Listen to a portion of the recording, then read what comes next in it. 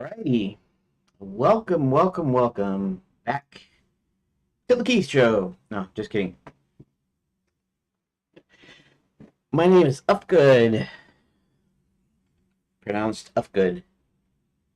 The H is silent in my name, and that was just because of a simple, stupid mistake. So, okay. And coincidentally, putting the H in there kind of makes it unique so that nobody cares about actually stealing the name. Not that they would anyways, because it's fairly obscure, but with the extra H in there makes it super obscure. Anywho, what are we doing today? Today, we are going to try to put this story to bed.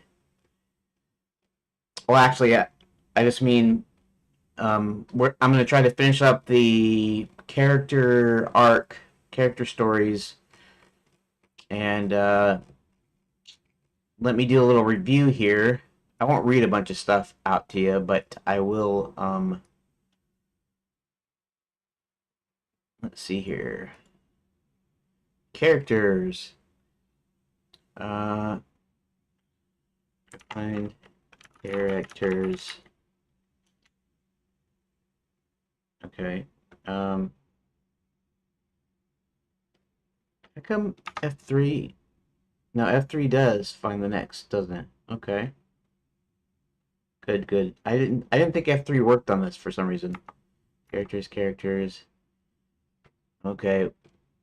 We'll work based off of this, and then I'll remember what characters I have in here. John Thomas, Hubert Taftway, Prentice. Okay, so let me go through this for a second. Okay, John's little subplot is to get a date with a beautiful woman, which would be Princess Karin, and that happens in the end. So I don't actually need to give him a separate. He doesn't need a separate subplot to do that. I mean, I could have made it some extra that he has to do, but considering that our main story is, of course, the main story, and they eventually get to do that at the end, anyways. In fact, more or less get to a proper get to know each other kind of intro. It's like going out for coffee with somebody to get to know them. That'll happen like at the end of the game. Okay, so Hubert, and we got Hubert's deal. His deal, of course, is wondering what's going on with the Chandlands, trying to fix it, and then his little subplot had to do with Violet taking half of his magic away and how he gets it back. He gets it back. Princess Karin. This says she's kidnapped by an evil witch. Oh, interesting. I didn't know this. So this must have been an earlier idea here. From another realm where non-magicals can be imbued with magical abilities.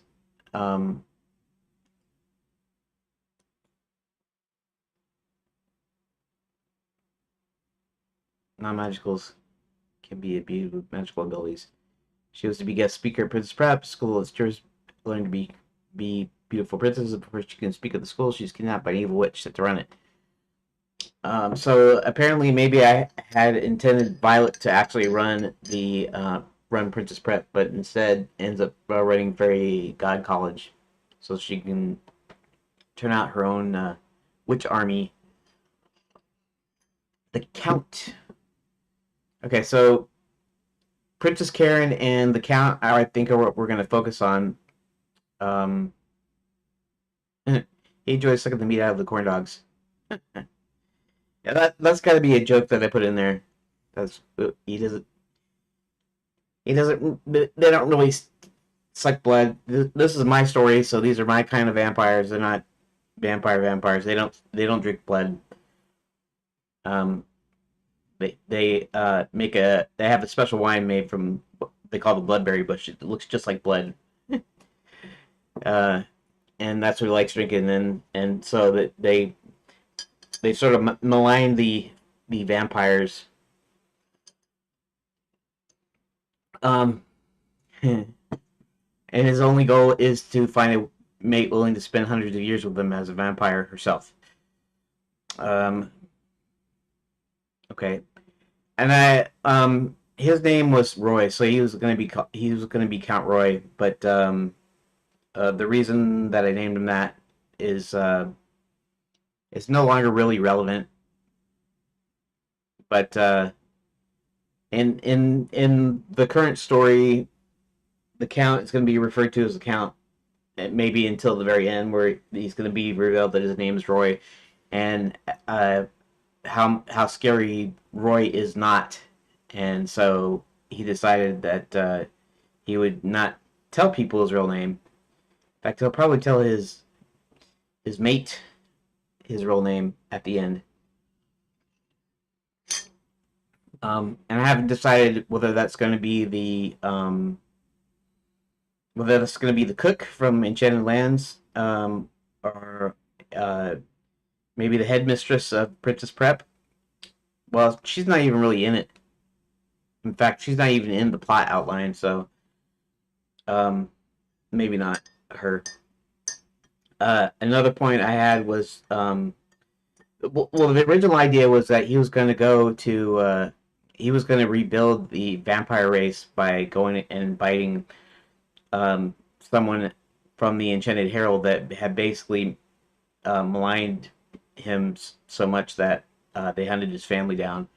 And so he's going to get his kind of revenge, not really revenge like an evil kind of revenge, but he's going to get his revenge by he's going to um, he's going to bite one of them, and then how they repropagated vampires. So like he's going to turn all the people running Enchanted Herald into vampires. I mean, I could still maybe do something like that. I don't know. I don't know if I want to go that far, you know. So I kind of laid off of it, I think, because cool,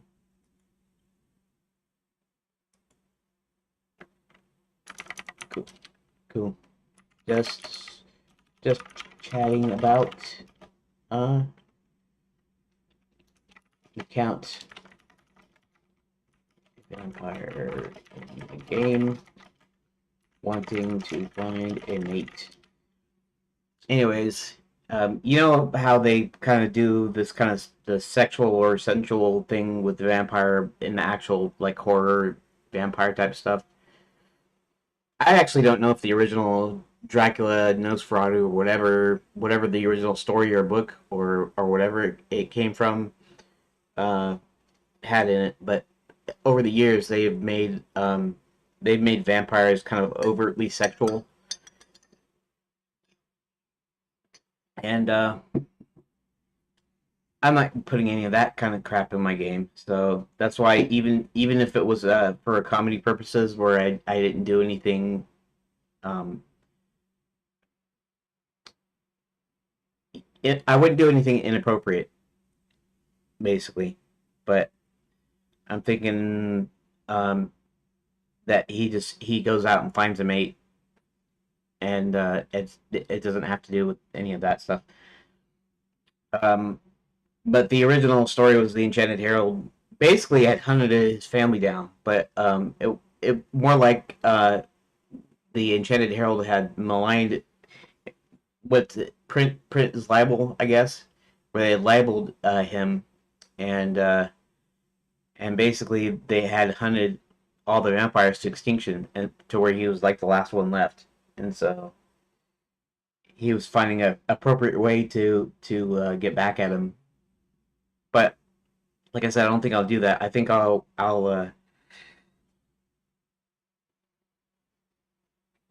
think I'll do this anyways. And that's the other thing. Okay, so like if the cook ends up being his mate, he doesn't have to find a mate per se. In other words, she's a non-player character in the story. It's not really proactive. Remember, I was gonna have all these guys to be player characters. At least, at the very least, the all the good guys. regardless of whether I do the villains or not. But the heroes, um, I plan to have them proactive, and so both Princess Karin and the Count kind of need a subplot so that they can, not just to fill out their character, but so like we can give them some extra stuff to do. Part of the subplots is not just to give depth, but to also give the player something else to do. It's kind of like filler, but it's not filler. It's not filler like I don't put a bunch of like pointless stuff that doesn't have anything to do with the story, but I put extra story in so that if the player ever gets stuck, they can switch over to a different character and then they can work on them for a while. So so that's the two things: Princess Karen and the Count. Let me check the other ones. Roland Roland doesn't have a real strong. That's not entirely true. His subplot is actually in there, so I probably don't need to uh, give him a subplot, right? Uh, he actually does help our heroes. He helps get them into the gnome kingdom because he knows the secret passages. He helps overpower the gnomes, although he gets captured along with. He doesn't overpower the gnomes. He tries to help rescue the dwarves with John, but they both get caught, and so he doesn't really need. So he's pretty much covered. Chester, and we have Chester. Now the idea is Chester has a problem with the bully, and that bully happens to be Nestor. And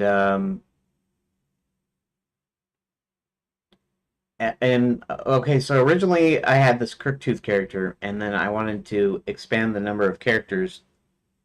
I think I think it was that I didn't want it unbalanced at the time, which is kind of weird because it would have been fine to have more villains than friendlies. So if Crooktooth was there and Chester wasn't there, that probably would have worked. That would have been like something like 6 and 5 or something. And if I had thought then about that, but what I ended up doing is I ended up splitting up Crooktooth into two characters. I gave a friendly dragon to give it an extra hero character, and this was like years back. And so I split them up, and now I actually need at least as many villains as I do heroes.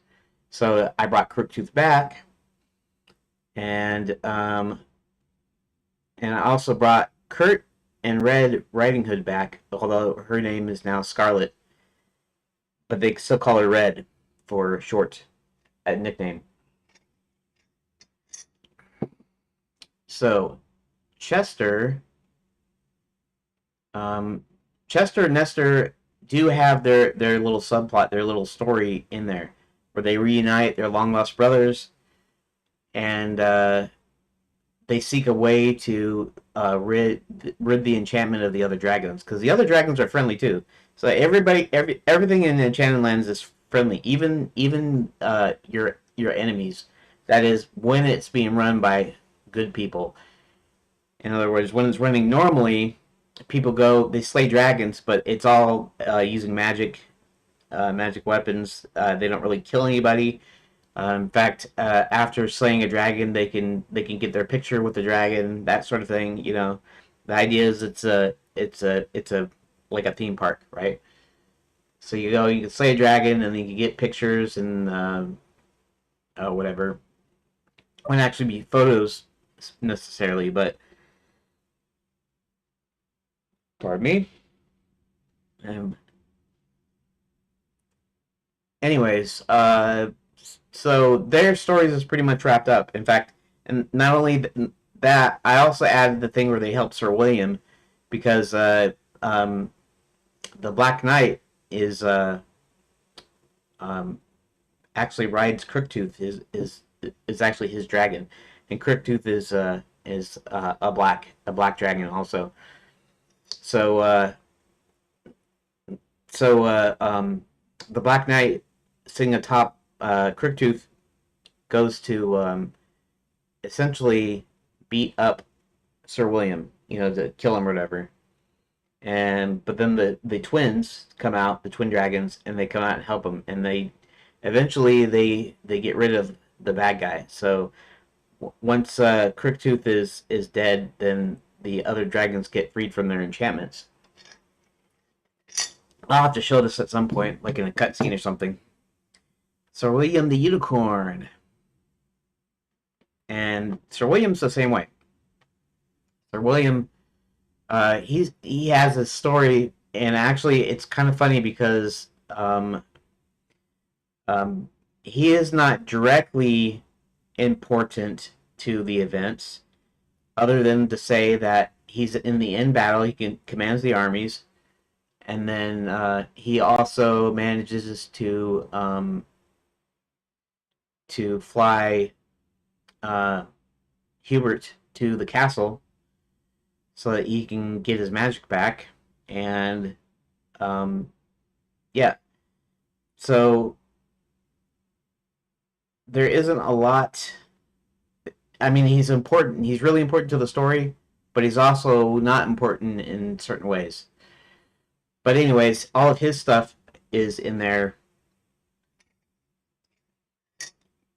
too. So we actually got all of that done.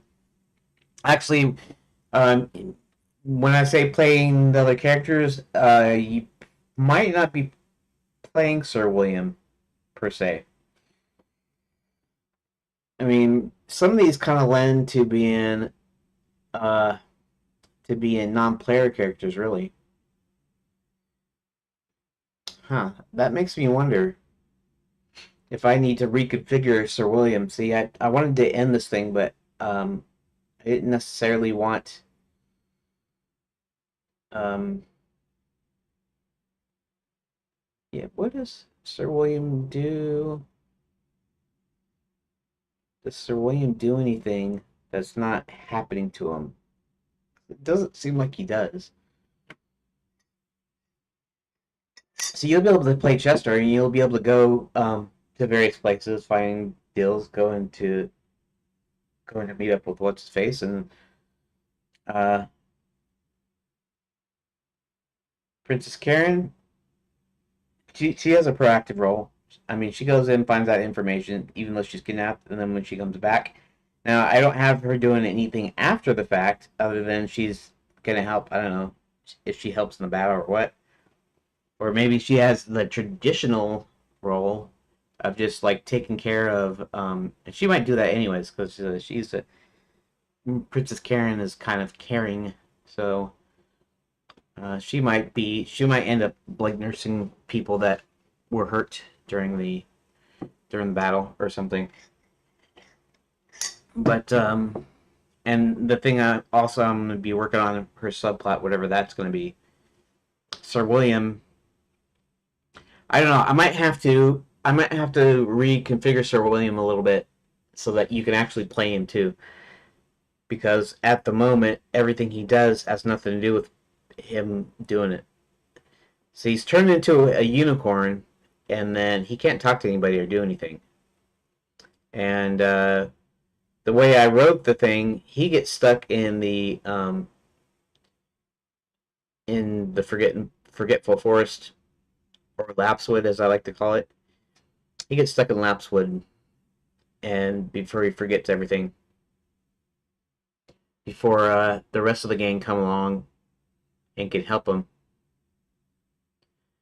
So either um,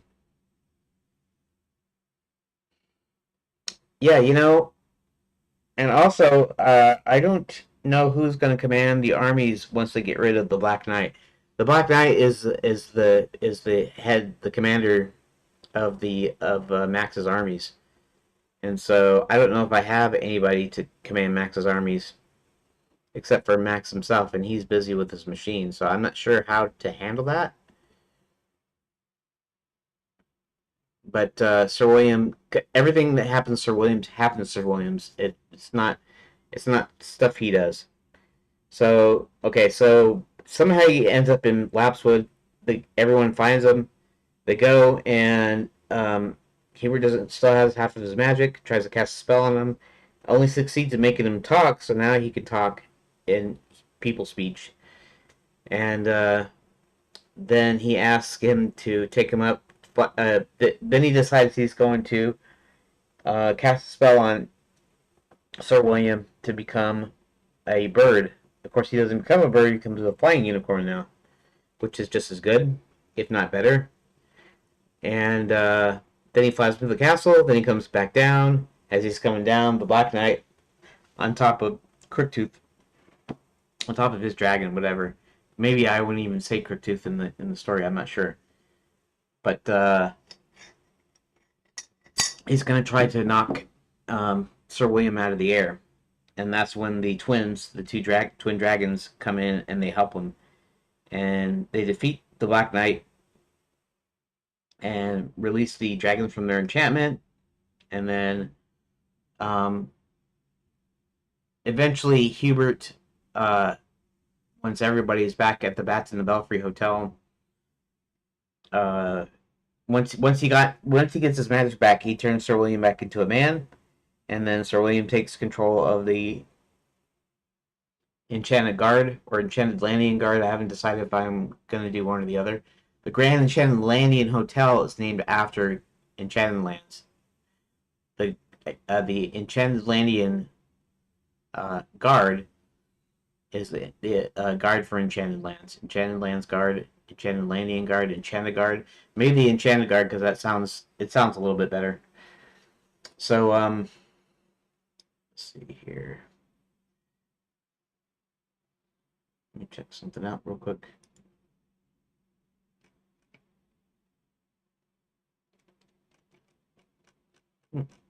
Okay. Anyways. So everything that happens to Sir William, and then at the end he takes command of the armies, and then a battle.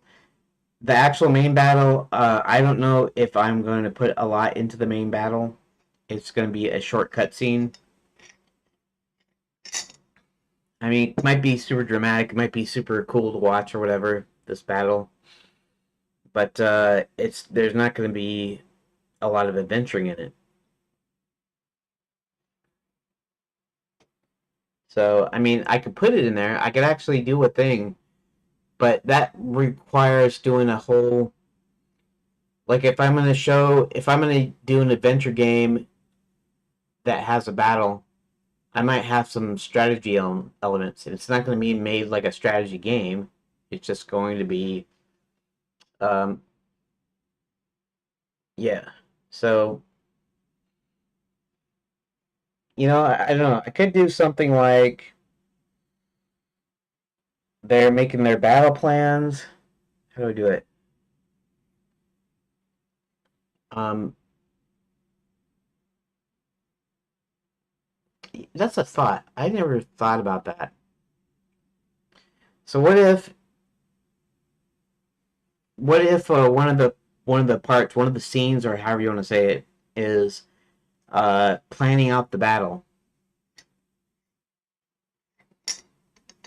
I don't know if they'll know where the bad guys are coming from, where they're coming into, or whatever. But do a thing where they have like the battle map on the ground, and what you're doing is you're gonna do not exactly like a actual strategy game.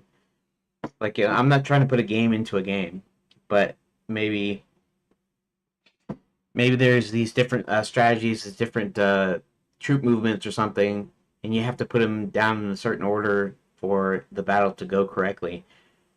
And in the sense of maybe they use magic. They're all around the deal, and they use magic to kind of simulate how the battle's going to turn out. And so you have to do these different like configurations until you find one that means that our heroes win. I mean, that might take a little too much thinking. Now, I don't have a problem with thinking, but I'm already doing this game, That takes an amount of thinking, right? I don't necessarily want to spend a whole lot of time making a game within a game, and that's not what I'm trying to think of. I'm just trying to think of what kind of actions could they do that would involve Sir William and maybe the battle itself. What can Sir William do? So most of his stuff is already done. He gets turned back into human. He takes control, but there's never a goal or something he's after. Not that he's not after to be turned into human. He's very much after wanting to be turned into a human, back into human. But maybe I have to think about this a bit. It means actually putting some extra story into the into Act One and somewhat into Act Two. In fact, let's see something here. Let's go. Let's look over the here.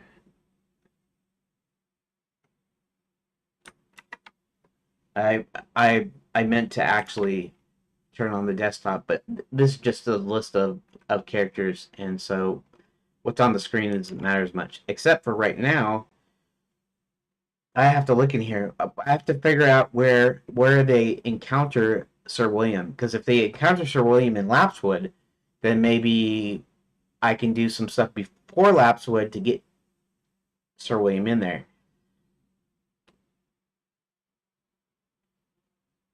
That way, I can figure out some stuff to allow you to play Sir William, so he's not just an NPC.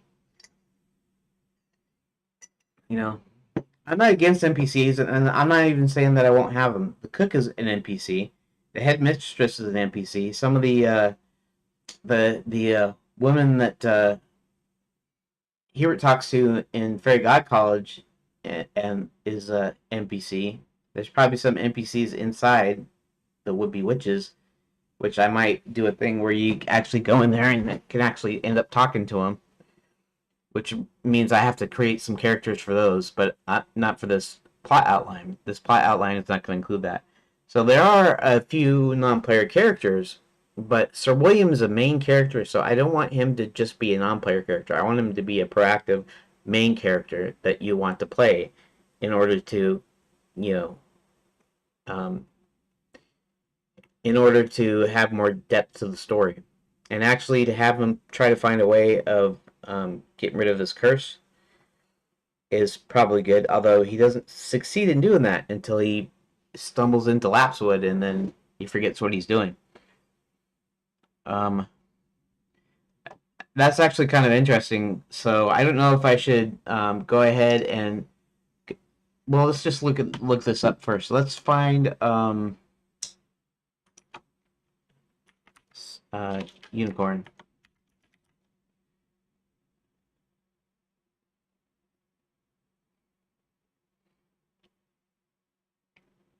Um, so 143, and that is actually towards the middle of Act 2. Actually, Act 2 goes to. Wait a minute, where's Act 2? Where's Act 3? So 289 to 189. Right there. That's about the middle of there. So all of this is kind of close to the middle. Not exactly, though. It's actually further back. It's actually when we're heading towards the midpoint, basically. That's kind of okay, actually, where it's at. So the question is, how does he get into Lapswood? And why would he go in there? He wouldn't go in there on purpose.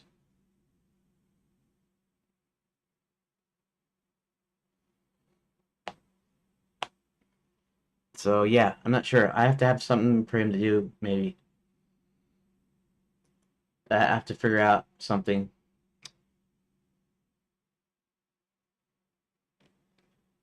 Okay, let's go back to the characters here. So I might need to rework Sir William a little bit so that we can give him some proactive work to do. He needs to find a way to get rid of this curse.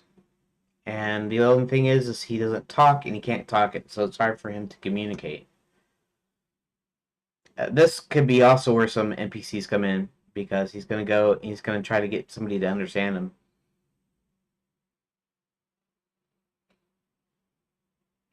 But there's something that causes him to go into Lapswood that he wouldn't normally otherwise. So it's probably having to do with being chased or something.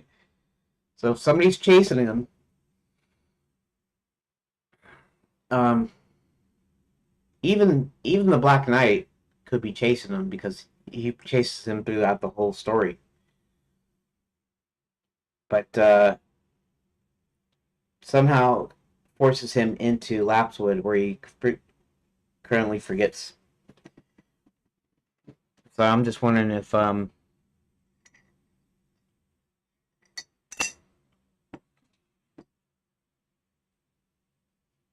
yeah, I'm wondering if actually that brings up another interesting point. He can't talk, but he's got a series of whinnies and hoof pounding and so on that you can use to communicate. What if John in our realm picked up a book about uh, unicorn sign language? I know it sounds goofy, but this whole story is goofy, so that would fit right in. And so they couldn't understand.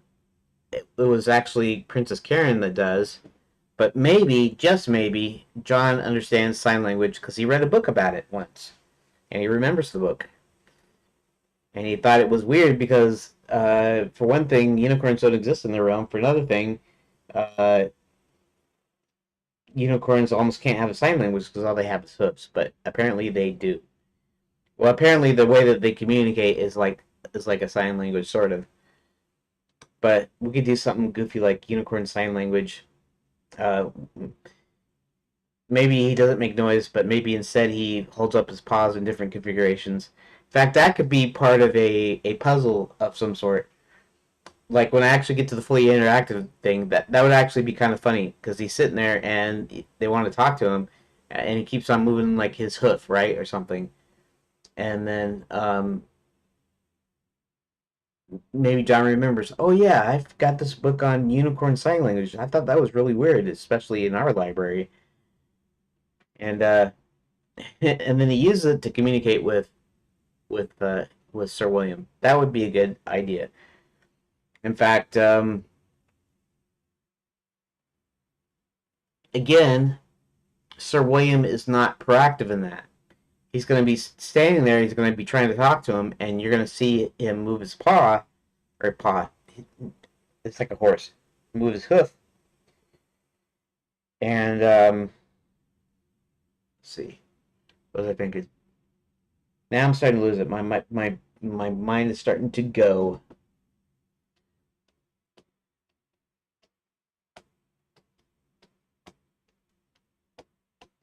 Um,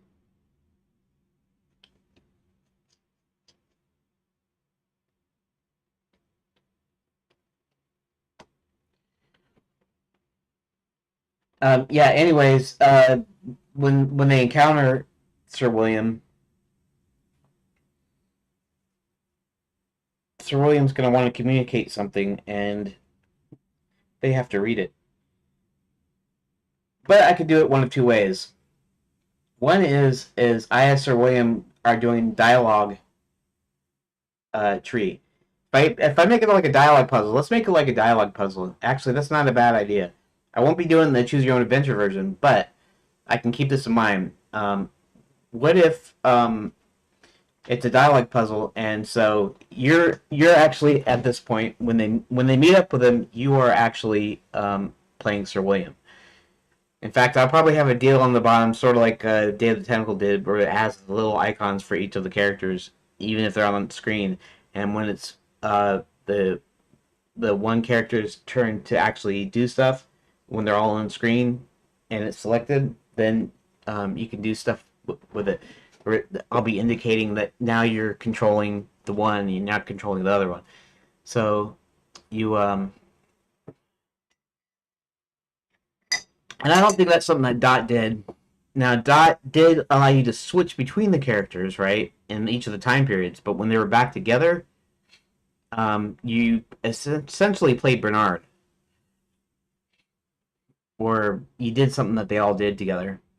Maybe in this, I'll find a way of like indicating that you're not now you're which character you're controlling. So let's just say that we actually switch scenes. There's maybe a scene before them entering Lapswood or whatever. Then we switch scenes and it's Sir William and he's by himself and he can walk around, but or maybe he's not going to walk around because he's lost. And then we trigger a thing where the rest of the characters come upon him, and then you're going to be saying something like, uh, "Do you know a wizard or something?" You know, and like he'll do like these different plot things. So I could do it two ways. One is I could do it from Sir William's perspective, which would be good if I'm trying to make him proactive, where you say a dialogue and then he does something with his hooves that represent what the dialogue says, and they have to guess it. And if they guess right, then hold on a second. Somebody's asking me a question. Yeah, I do have Windows 10 on my system, but I have a feeling it will work okay there. But maybe I'll try it in a bit.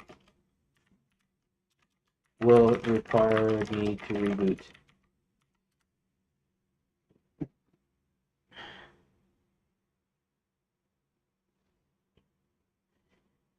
Okay, so so there's two ways to do it. One is to do it from Sir William's perspective. You have control of Sir William. You have a selection of dialogue. You want to click it, and you want them to guess it, and they gotta guess what it is. And so they guess what it is. Um, and because you know English, right, or whatever. If I localize, it'll be your language, whatever. But say because you know English, they're gonna say the lines. They're gonna say the lines, or the text will be up there about what they said, what they think that you said in sign language, right? So John comes up to you, comes up to Sir William with a book in his hand, and then you say, you know, I'm trying to find a wizard, and he does something with his hooves, and then Donald says, I, you know, I'm looking for a lizard or something dumb. You could do some real dumb stuff, or you could just do completely off the wall stuff. Uh, but part of it is to find a way of, because it'll be a puzzle of some sort. Getting them to find a way to actually respond to you correctly. So you do a series of responses that cause them to respond correctly to you. That's one way to do it. In fact, that might be the way that I do it eventually in the long run. The other way to do it is where you're playing John and you and the gang come up to Sir William and um, uh, you're trying to communicate. So it does something. You have to look in this book, and it shows you the different gestures in the book, and so then you have to pick the right response to go with that. Actually, it's really funny, and it'd be really complex, and it'd be kind of tough to make, but I probably would make it. Um, you think of if how tough it was to do insult sword fighting in Monkey Island, and I'm just talking about the original developers. Whoever originally developed this insult sword fighting puzzle, the actual thing that you have to reply with. Um, maybe it was hard for them to come up with funny jokes that for that. This is going to be kind of the same way. It's not going to be insult sword fighting at all. It's not going to be anything like that. But it's a dialogue puzzle that's meant to be goofy and off the wall. So, gonna, um, greetings, Agator. I don't know if I'm pronouncing his name right. I'm in game designers in on Liberia.chat IRC network, and a guy that comes in here, they use the name Bagatur, Bagatur, and it means something. I don't remember what it means. I'd have to ask him again.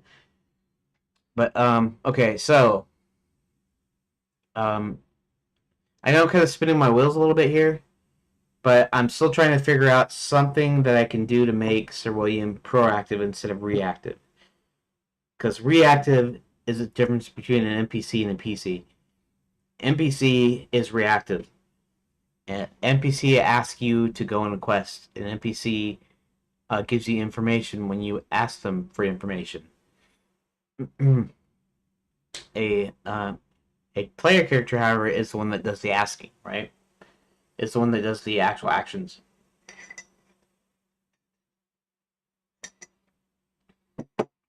Okay, so we'll put a little asterisk just in my mind. I'm going to put a little asterisk on Sir William because I'm probably going to have to add a few more things for Sir William for his story to kind of be complete.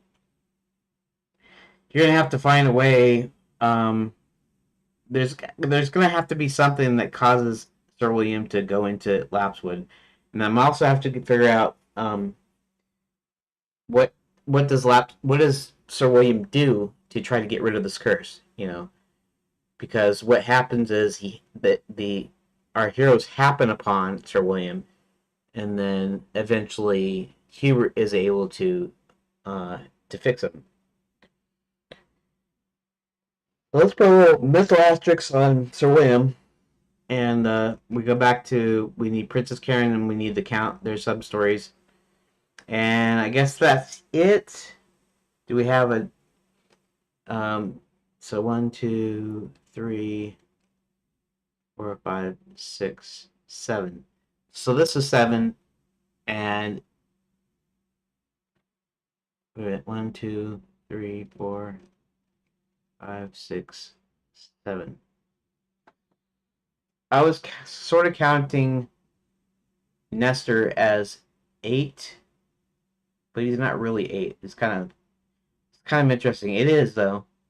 Again, Nestor is more like a non-player character as well. Or I could think of Chester and Nestor as a single character. They're twins. They join up at the end. Chester does the actions, and so Nestor is really kind of a non-player character. So it's almost like this one, So that's 7, and then Nestor would make 8 heroes. Or if you go with the view that Chester and Nestor are kind of the same character, which I mean you could call it that maybe, because their thing is aligned basically. Okay, so yeah, so the main ones that I have to worry about is Princess Karin and the Count.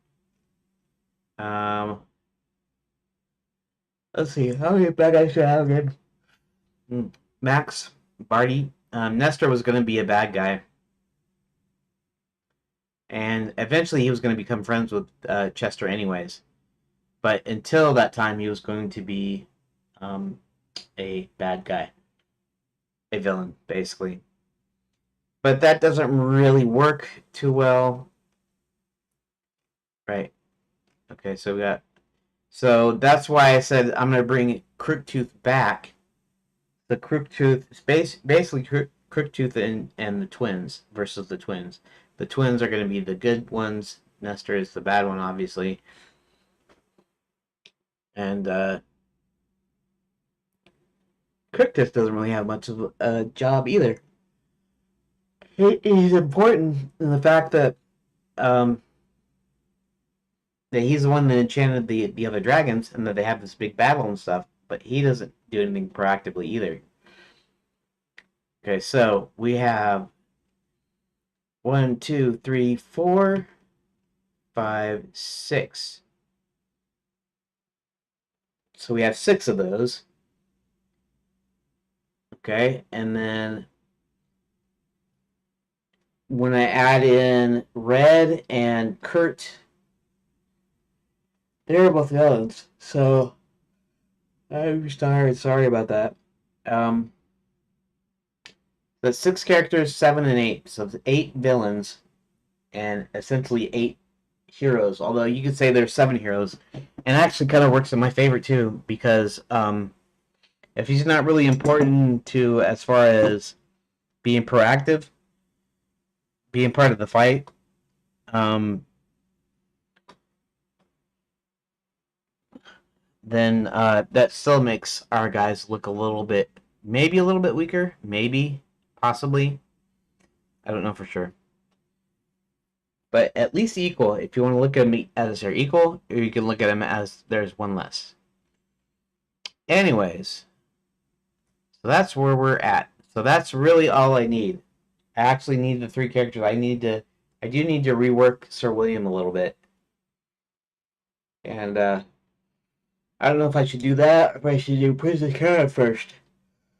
And I have to come up with something for Princess Karen and for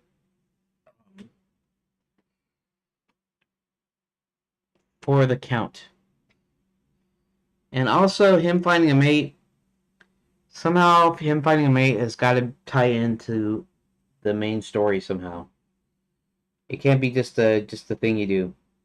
I'm not doing pointless side quests, pointless or just a little character filling like filler adventure. Filler adventure sometimes happens when you have to do like some fetch quest or something, and it's just in there not because the story needs it, but just because you need to have some extra in there. Apparently, okay, Games from Scratch has come out with something new. Apparently, um,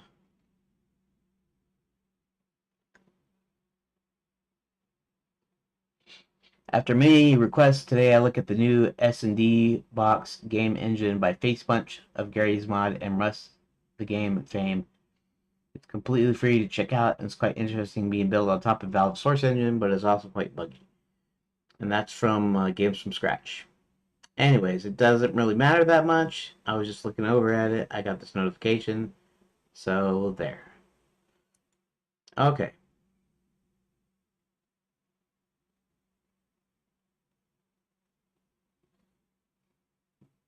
Let's give him a fire emoji. Someone in Showcasing Games from Scratch Discord posted like guitar, keyboard, computer keyboard, like on a desk or something. Like some sort of render, just for fun, I guess. And that's kind of cool. Anyways, so this is what I am faced with right now. I'm going to um, I'm going to put on the thinking page or just coffee. I'm still going to be here. I'm not turning off the mic. So technically I'm not away, but I need to do a little bit of thinking and then I'll come back. I guess that's sort of what Tim Schafer did when making Broken Age. He'd go into his room and then he wouldn't show anybody what he was working on. That's not really what I'm doing. All I'm doing here is I want to sit and think for a few moments, and that thinking it doesn't really do anything other than me thinking. And then after a few minutes, I will go back to like webcam or desktop, and then if I have something to share, I'll share it. So I don't have the audio off right now because I'm not technically gone yet. Right now, I'm not taking a break per se. I have to think about this for a second. Okay, let's put Sir William aside for a moment because we need these other 2 right now. The Count wants a mate. I'm not sure how to totally tie that into the main story just yet. And I know I can tie it to the character. Like I said, I can make the cook in the earlier part of the game. I can make her what's I saying?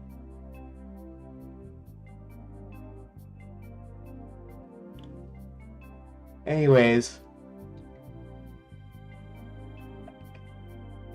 I could make the cook. The cook could be the cook could be the mate, but her only thing in the story is actually helping out Princess Karin. Now, there's a thing here. I could make her a player character. If I did that, then the villain to hero ratio would be out of whack then again. And I don't really want to do that. And I'm not opposed to non-player characters. It's just that I have so many player characters that that I don't necessarily need non-player characters or whatever. I'm trying to think here.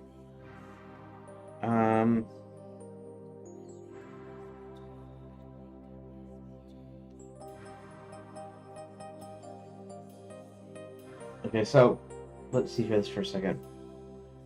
How does finding a mate for the Count, how does that help our heroes? I mean, it's not like I'm going to have them create more vampires like I was going to do earlier. I could still do that, maybe,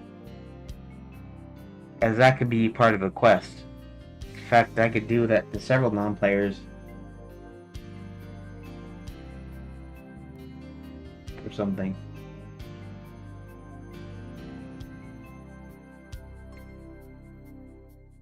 That wouldn't necessarily work, though. I'd have to have all those characters fleshed out, and I don't know if I want to add new characters just yet. And also, sometimes I'll put up a screen here so that you can't see me pacing. Sometimes I'll get up and pace, and I don't really want you to look at my room exactly. It's kind of messy, and so hopefully you can still hear me okay. It looks like it's registering on the thing well, so it actually picks up the room pretty well. So the Count getting a mate, how does that contribute to the main story? Can he find something out that only happens when he runs into this person? That can be a thing that we could do. If I allowed the cook to be the person, would she have additional information that she'd only give to the Count? I mean, that wouldn't be it. She helped rescue the princess, and in turn, they took her with them. So it can't be that.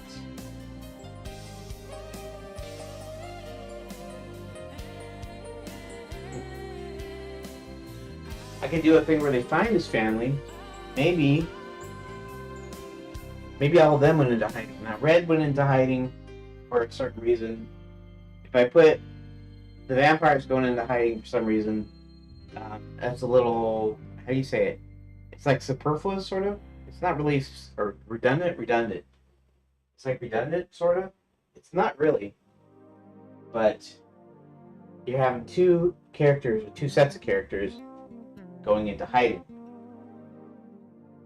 I mean, I can still do that. I don't know. Is that a good thing or a bad thing? Of course, I don't have many people watching or listening, so I guess either I need to go to ChatGPT so I can get ideas to bounce off of, or I can just go with it.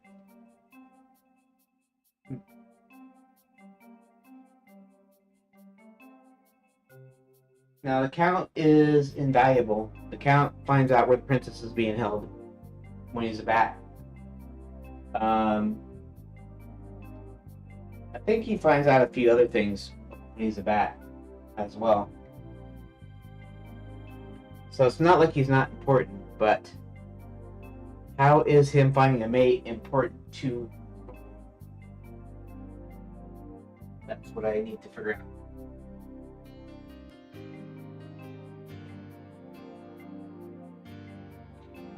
There could be something involving one of the fairy godmothers to be. And that's tricking fairy godmother and turning them into witches. Now the princess prep gets closed down. What happened to all the princesses? That's what I want to know. I haven't actually figured that out or come up with that. So maybe his mate should be a princess of some sort. And honestly, that could also be Princess Karin's other her subplot. Her subplot could be finding the princesses.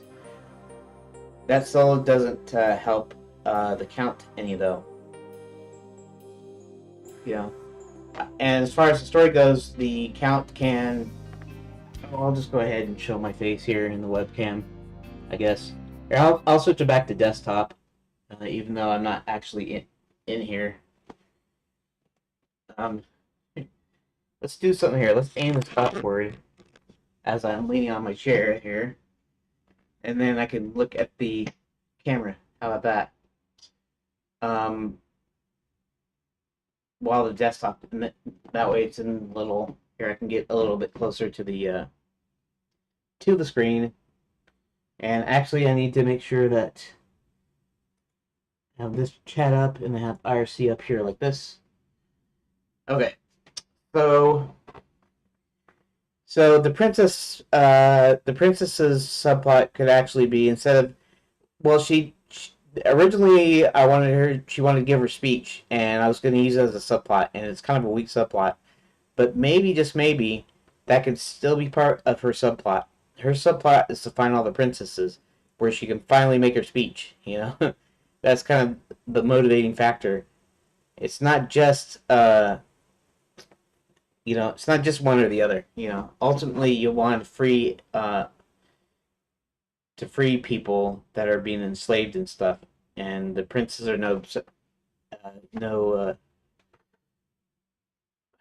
what word am I looking for? Anyways, the princesses are included in that, and I don't have any place that talks about the princesses. It just says the school is closed. Knights Academy are still training knights, except for this time with the real weapons that can actually really do damage. Fairy God College is being used to train witches. Wizard U is also closed up. In fact, I had a deal where the wizards were trapped in their own Hall of Fame paintings. They each get a painting, and it's put in the hall, literally the Hall of Fame of the famous ones, and that's where he finds out some information that the one that's missing is Max's painting. His Hall of Fame painting is gone, and each of the pictures on each of the Hall of Fame wizards are like some sort of look of horror, like they're trapped or something. And you find out that they're literally trapped in their paintings, and Hubert has to break them out. In fact, I could do a thing where he actually, like, not dissimilar to what happens to Sir William, where he casts a spell on them, and it ends up reanimating them, but does not free them from their painting. So that way they can also talk to him. And maybe part of a funny kind of a puzzle is he needs to go in and he needs to talk to them. In fact, I haven't even put that in there. I could actually put that in there as a kind of a story thing. He needs some information about what happened to the wizards, and he gets that with the wizards. But in order to do that, he needs to find the right spell to sort of free him from the painting, but he can't free him from the paintings because he's got half his magic. So half of his magic means uh, they eventually get to start talking, and then they all start arguing with each other. And so it'll be a funny thing where somehow he gets them to calm down and start actually talking rationally, so he can get the information there. I mean that could actually be kind of a cool, funny thing to do. So I guess I don't really need a reason for there to be no princesses or no wizards.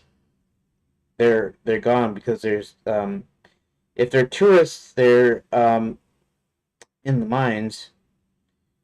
The fairy godmothers to be are enslaved, so it doesn't mean that the princesses have to be anywhere that ways. It can be just closed. If it's closed, nobody joins the school, then there's no problem. So I still have to think a little bit. So like I said, if I made the princesses, that would probably be Princess Karen's plot. Her plot is to find the princesses. Her goal or her need or want is to give that speech still, and I can do that. In fact, I was thinking also it would be kind of funny too. So it's kind of humorous if you think about it. So basically, I could say that sort of locks her deal down. I still have to write what she does and how she goes about it. But that would be her goal. Her goal is to find the princesses. Her goal is she's going to give her speech no matter what.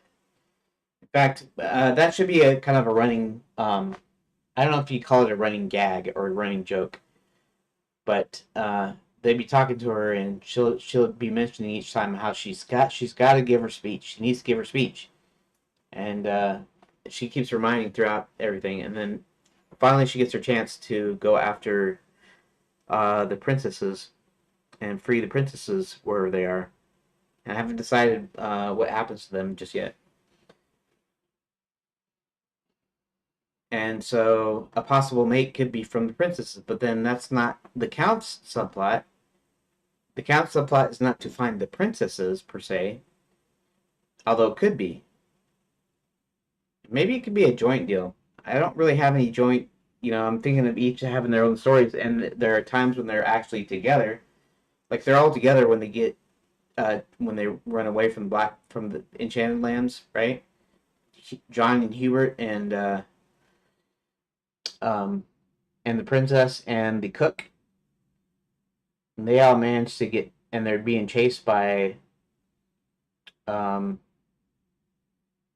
by the Black Knight. So there is going to be spots where they're together. I haven't really thought of like a cross goal though for except for Nestor and Chester. But you're still talking.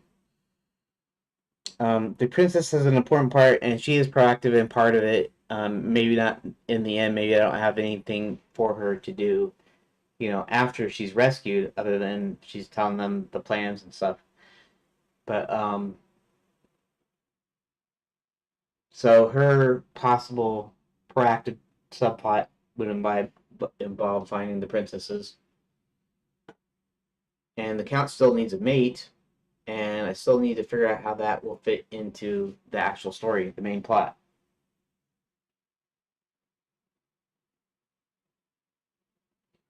I can do a thing where he gets weak. He's get if he doesn't find a mate soon. Uh, say if he doesn't get married soon, right? We're not trying to we're still not trying to do some like adult stuff in here.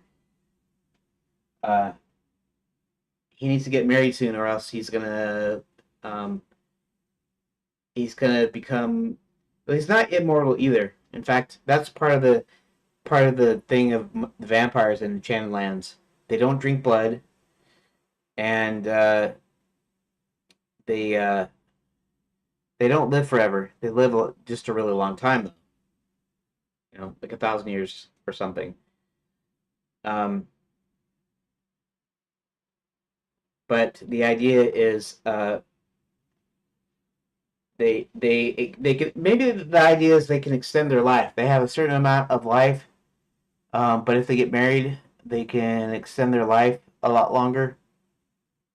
And so maybe he ages real quick. He starts aging fast, and you're supposed to find him a mate before. Yeah, I can make it kind of funny too. Um, okay, so in my game, in my world, in Enchanted Lands, the vampires do bite their mates, and their mates become vampires when they bite them.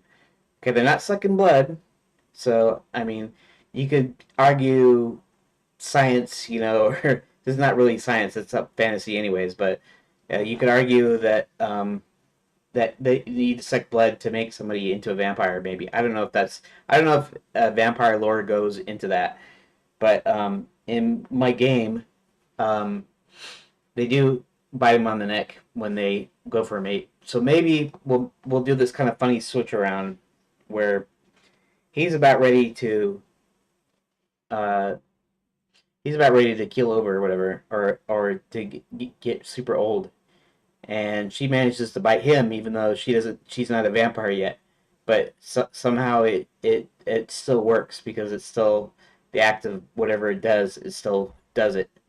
And then he's a lot younger and peppier and snappier, and he wakes up, and could do it that way.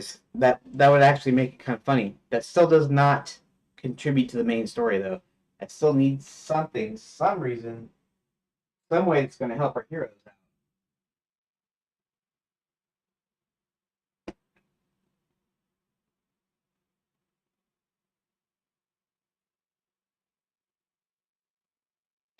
Maybe the Enchanted Herald. Uh, see. So we're gonna have. I wonder if we should have some bad vampires in there too. We have good and bad of a lot of characters, a lot of things. I was gonna do the double thing with the werewolves. There were gonna be some good ones and some bad ones, and maybe do that with the vampires. Maybe Max has some evil vampires. You know, maybe they're actually villains, and he's got an army of them. Part of his army's, werewolves, vampires, that sort of thing, and he's got those with him.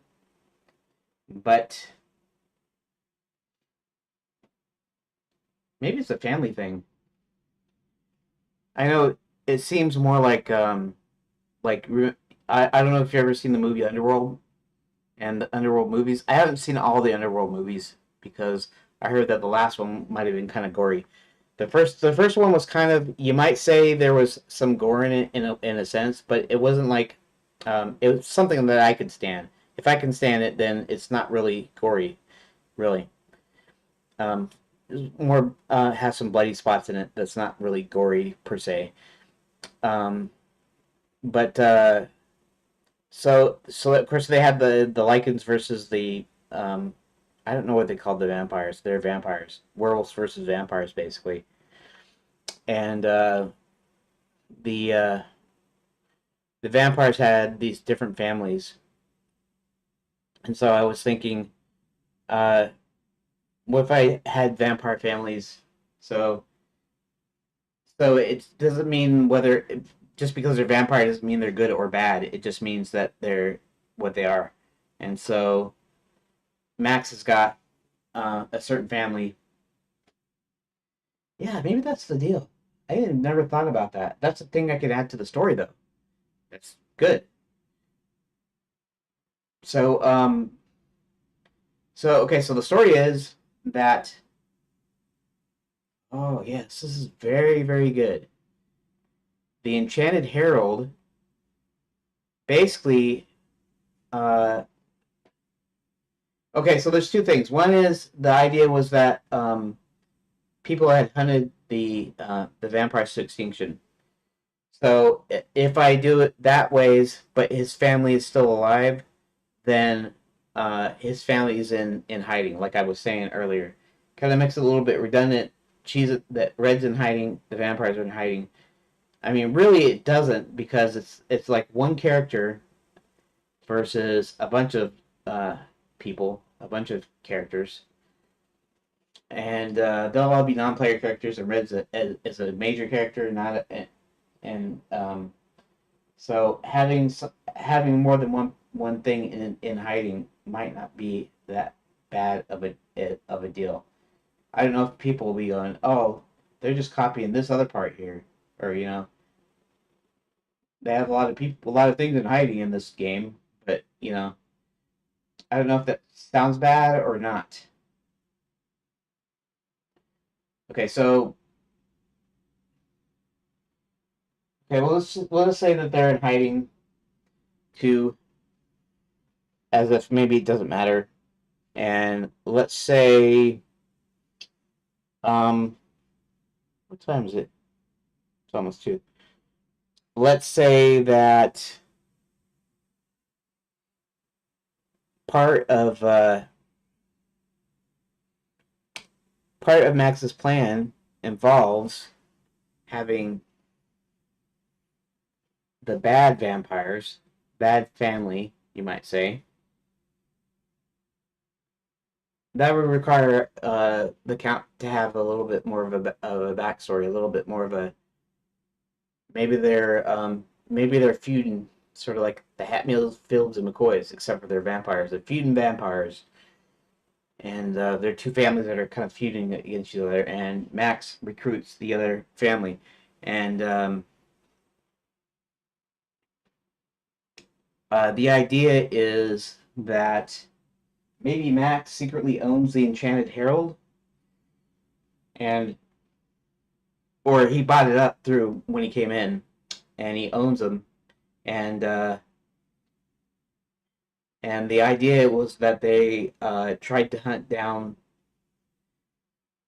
the Count's family, and they went into hiding somewhere, maybe into another realm. I don't know. I haven't figured that out yet. But they went into hiding so that the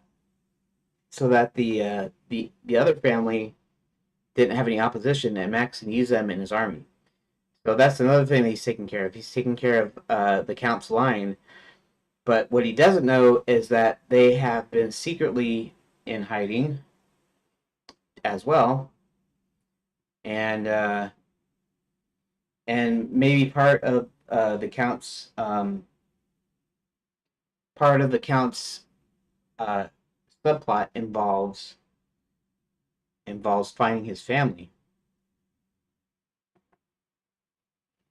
Although the subplot was for him to find a mate, that was always originally the intent. The intent was for him to find a mate, and that would be part of his story that you got to play out. But like I said, that doesn't really contribute to the main story. So I have to think of something. I might have to think of something else. I'm not sure.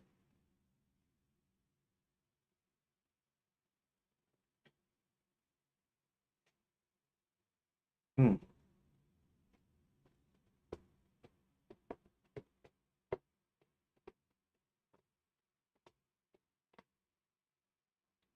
And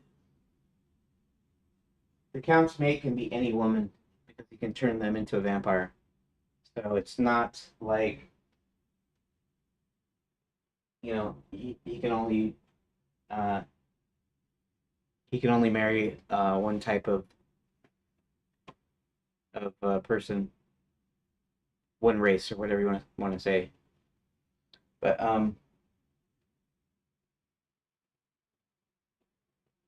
think about it for a bit. Maybe I'll put on my thinking screen again. because right now I'm thinking I'm not getting coffee.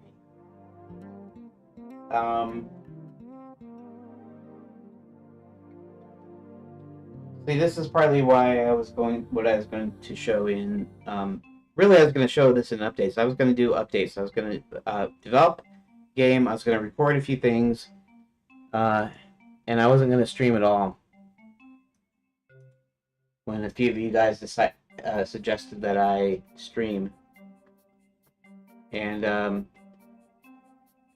that's interesting.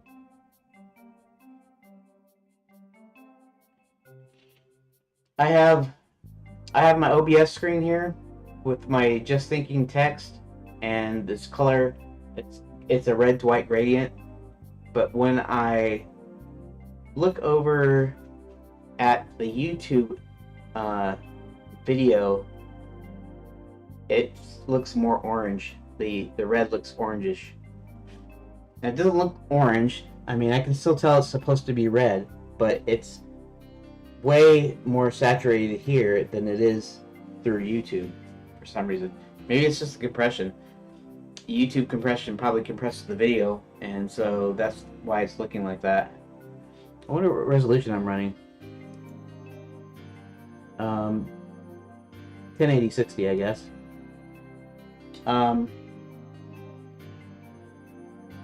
Okay, so let's think for a moment.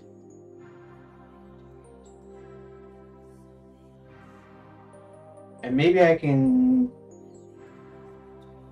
No. The princesses... What if I make... I could do this. It'd be kind of weird, but it would it might help the story a little bit. I could do the thing where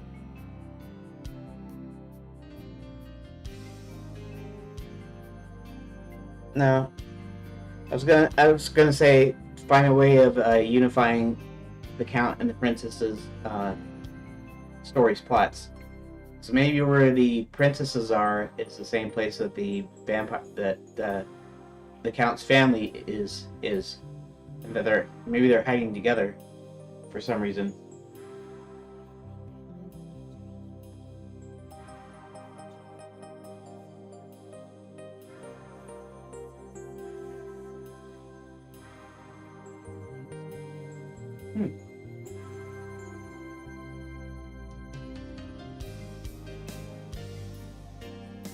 Maybe the idea was that Violet wanted to turn the princesses into witches, and instead we're forced to do the fairy godmothers to be, which are just people. Most of them are tourists coming in to become a fairy godmother for a day or for a weekend or whatever, and experience what it's like to be a fairy godmother.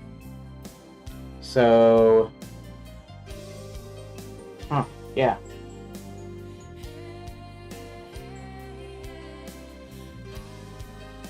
Okay, that's a thing maybe.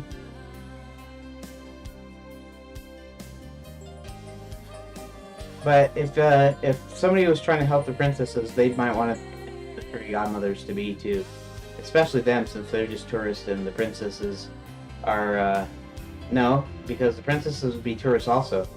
So there'd be a kind of a cross purpose there. Although you could say, since Princess Prep and Fairy God College are kind of in separate areas, that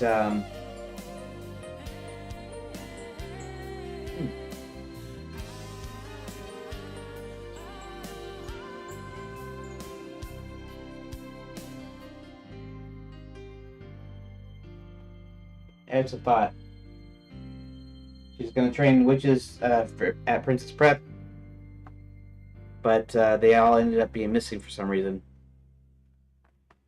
I don't know if that would work though, because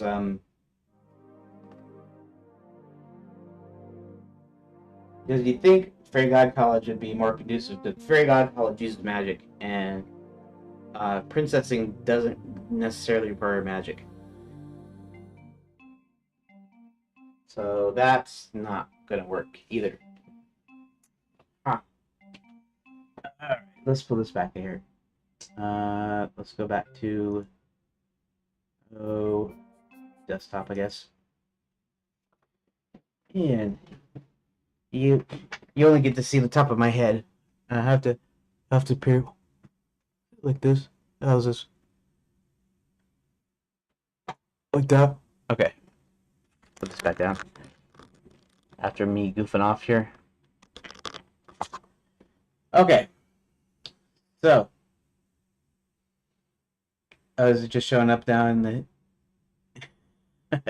I'm watching myself in the YouTube window.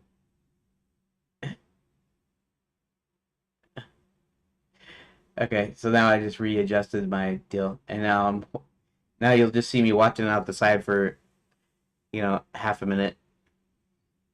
What's that dork doing?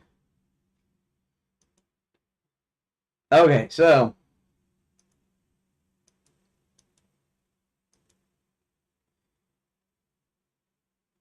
I'm still kind of stuck. It's like I'm not really getting anything done. I mean, I kind of am. Um, I could look at ChatGPT. Sometimes I don't want to keep doing that too much, even though I don't really actually use its ideas. It just helps me like bounce ideas off of. Um,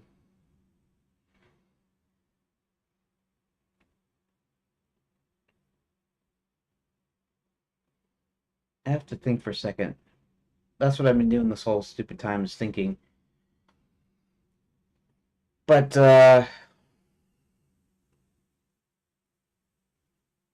princesses. Karin wants to find the princesses. The count needs a mate.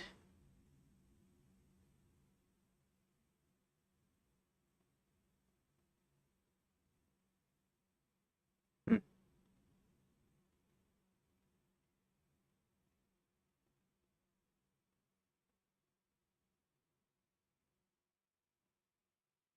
Shoot, this could have open up a whole new like area in the game, a new location that I haven't come up with yet.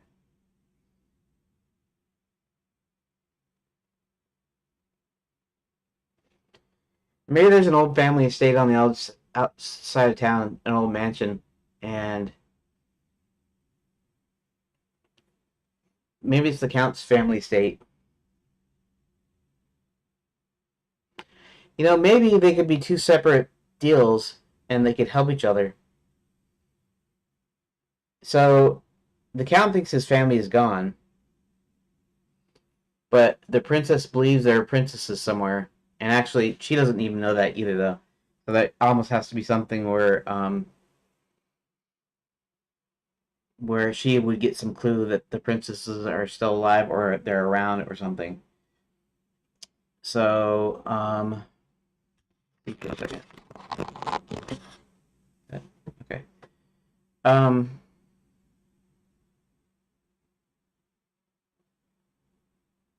hmm.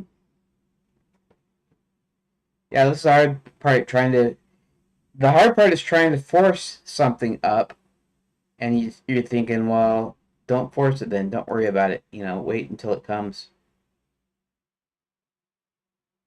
What is that? Store steam powered stellar mess. The princess conundrum giveaways.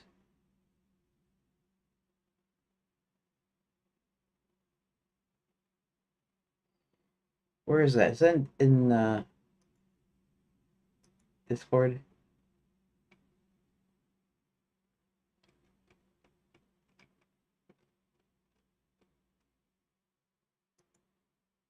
It is in Discord. Freebies and giveaways. Oh, it was there already. The year is 1991. The world's experiencing times have changed. Technology is growing, and the internet is finally reaching a massive crowd. The last decade, the movie franchise Stellar Battle took the world by storm, creating fans in every corner. And now the net helps conspiracy theorists spread his ideas about the movie timeline and hidden message. What is that? The Princess Conundrum, Chapter 1. I see. It's an adventure game of some sort. 2D point and click adventure. Here, I'll pop this on the screen just real quick, briefly. I'm thinking Maniac Mansion slash Zack McCracken. It's definitely Maniac Mansion style.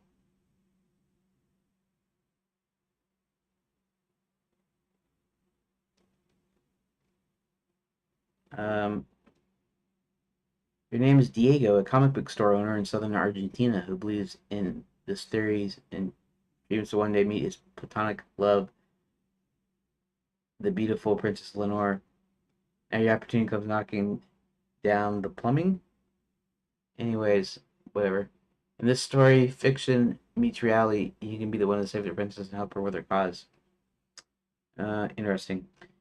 Anyways, I guess it's free. Shoot. I'm signed in, aren't I? Yep, I'm signed into Steam. Register your account. Good. Okay. And this is me, and this is going back over here to my secondary monitor. Okay, so now back to my problem.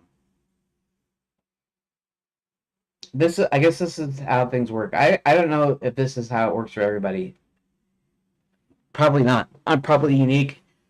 I don't mean that in like a I don't mean that in an egotistical way, like I'm so unique. I just mean I'm probably doing this the hard way or whatever. You know, probably everybody uses like brainstorming techniques and graphing and they do research and they do all this stuff. And I'm just sitting here kind of shooting spitballs, with my mind kind of thing. I'm kind of like, just shooting ideas out into the air and seeing what clicks with me. This is kind of how I come up with stuff. Although it's harder to force something, and in that case, you might say, well, you shouldn't force anything. And maybe that's true, but at the same time, um, I need this ancillary stuff done. I need it done so that I can continue on with making the game. I don't need to wait another 10 years. I can't wait another 10 years for these ideas to just come into my head. So I have to figure it out. I have to think of it. Okay, so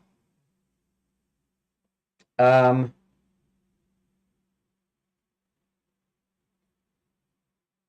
I mean, this will hopefully hopefully when I got this all locked down and I got most of the story locked down, that doesn't mean I still won't have to work on the story, but this it means I got all my base story. I got what everybody's gonna do, and how things are gonna go, the timelines, the events, and once I got this done, then the rest is just content basically, or coding or whatever.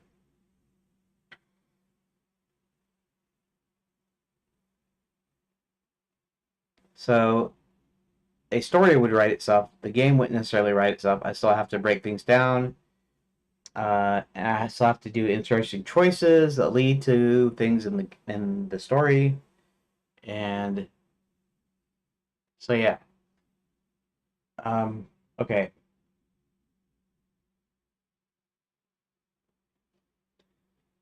Uh, we have several things. One is where are the princesses? And that's still a question that you might ask anyways. You might ask where the princesses are. Are the princesses being held captives? Um,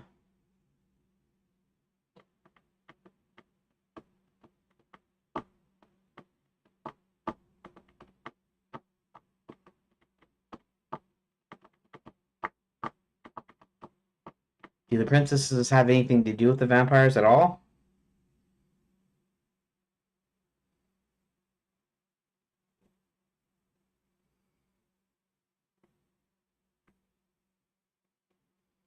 Now, Princess Karin, she's going to go on an investigation to find the princesses.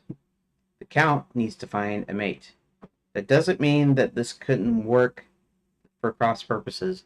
In other words, the Count might find his mate in one of the princesses that's lost, which means they have to find the princess, and he doesn't know if that would work anyways. That could be part of his goal, though. That could be his reason to help Princess Karin.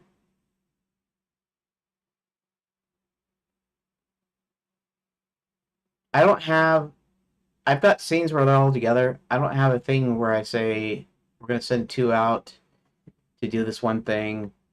But that isn't actually true, anyways. Hubert sends out John to do this. Hubert also sends John and Sir William back to Knight's School to convince them to help him.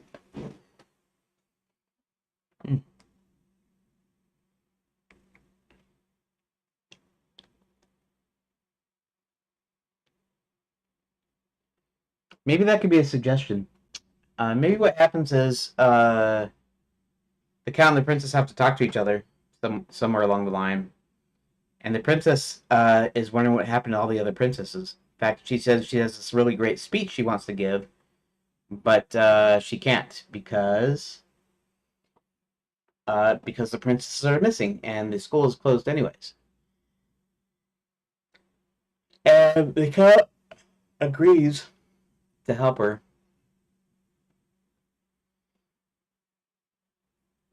Uh, I mean, she could suggest that he find a mate with the rest of the princesses. I mean, that's a possibility. That could be a possible inducement for the Count to help her. Maybe. Maybe that's how I should handle it.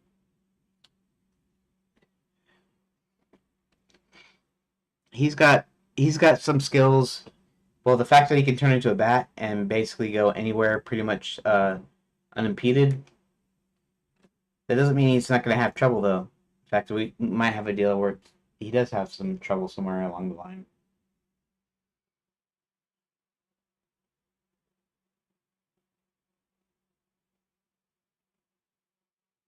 Hmm. Maybe when they're close to finding a mate that's compatible, maybe their system kind of goes nuts and they manage to turn back and forth in between a human and a bat, and or something.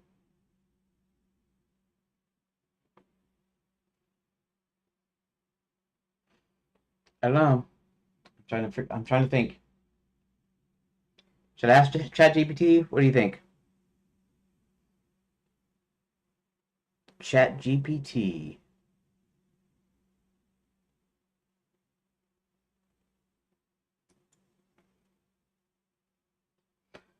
Okay, let's go. Let's go to ChatGPT. I'm gonna do it anyways. I'm not sure how I'm gonna structure these questions though, but start with something. Let's actually start by going to the memory because my memory is full, essentially. Cancel.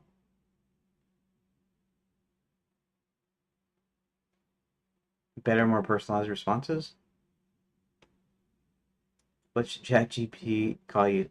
Should it call me Keith or should it call me Upgood?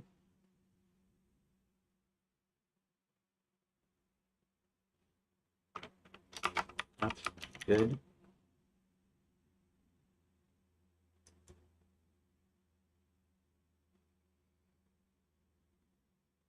Maybe it'll just do it exactly as spelled. What do you do?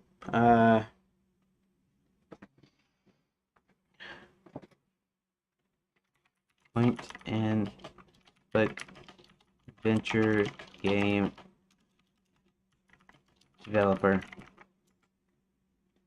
I don't know about traits. Be formal, professional tone. Be challenged, casual, and chatty. Be opinionated. If questions, give only the best one.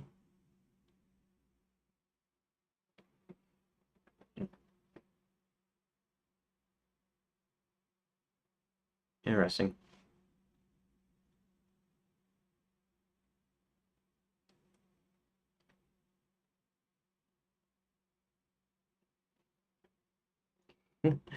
Maybe I should tell it to be wacky and zany.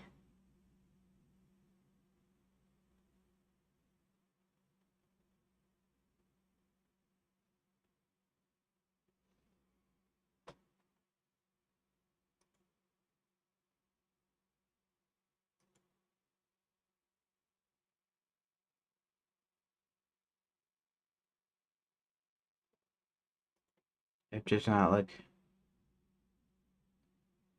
skeptical, forward thinking, poetic.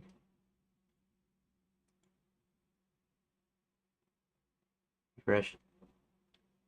Uh, describe traits.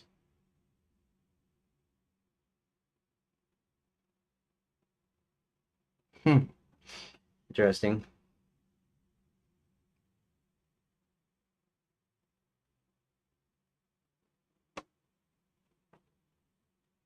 Corporate, be chill, outside the box, empathetic.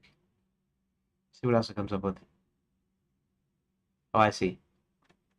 Chatty, witty, straight shooting.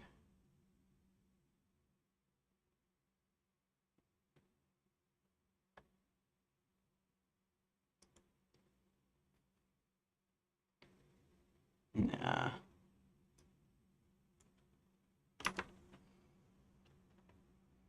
Hmm. What trait should ChatGPT have? I wasn't even gonna go do this.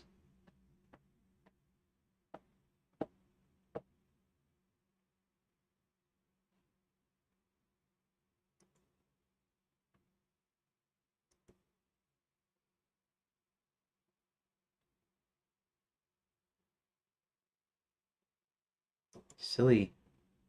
Be playful and goofy.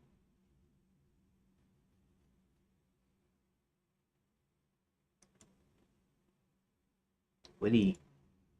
Okay, I don't know if this is.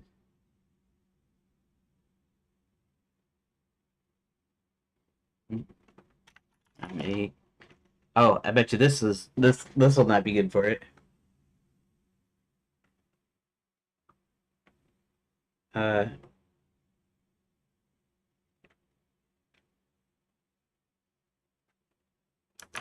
conserve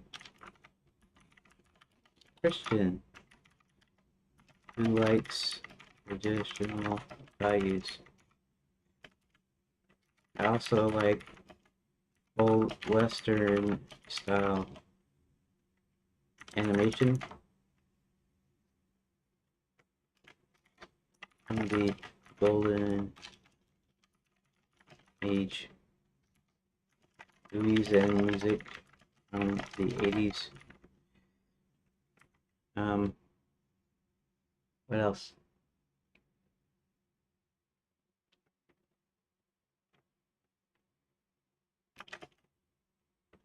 I like uh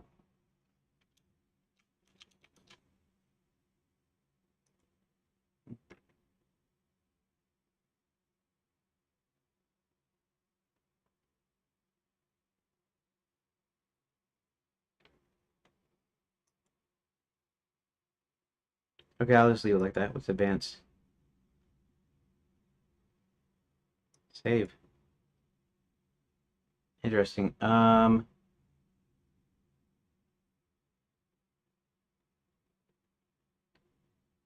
don't know what that did for me or anything. Settings is what I wanted. I wanted to personalization, manage. Memory is full.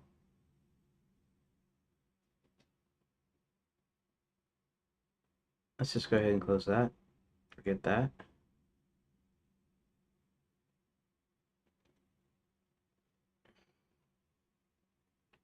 Correct spot point.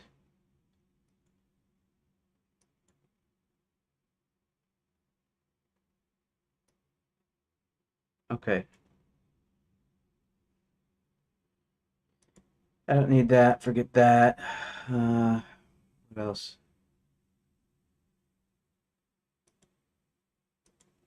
That. Get that.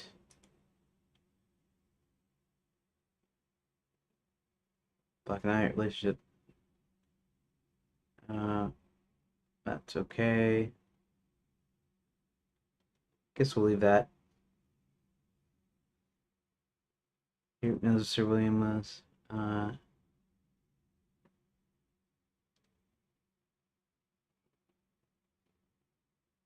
Prince Calendar discover that villains are looking at him. John hails from our realm. I need to do that.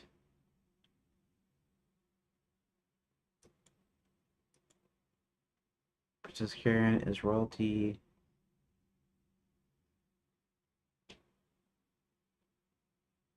Okay, latest version of the development roadmap is named Zeta. Okay, the backstory here will be revised. I need to do that. Wants to retain characters in the story. Adventure game will include multiple player characters, number of villains. Okay. We can forget that. Okay. Let's go there. We're doing good there. Okay.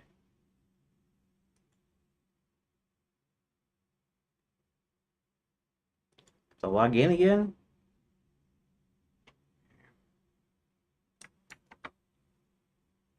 Okay. Just give me a sec.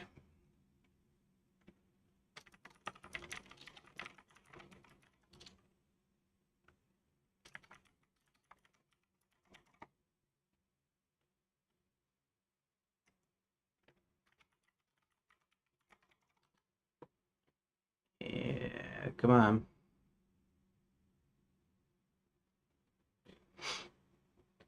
Okay.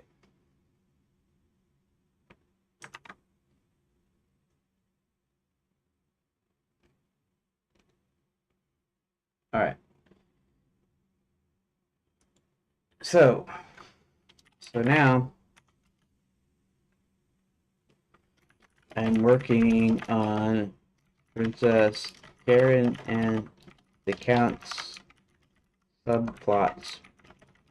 I'm trying to figure out something for them to do. Possibility for the Count needs to find a mate.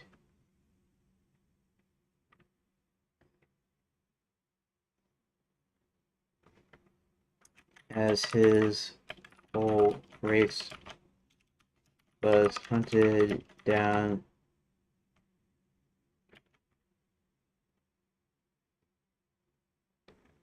and or uh,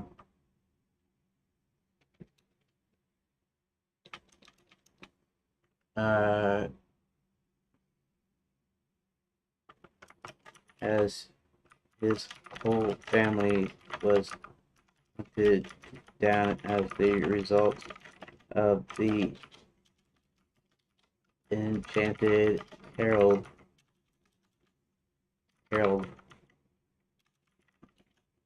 uh,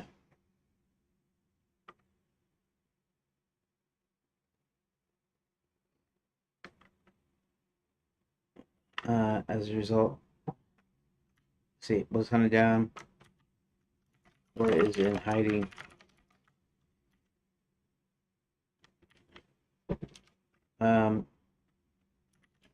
Statements against vampires.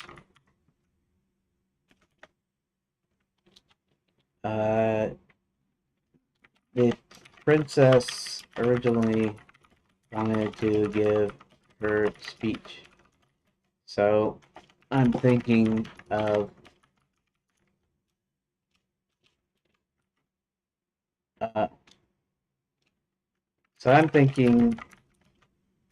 we need to find the princesses,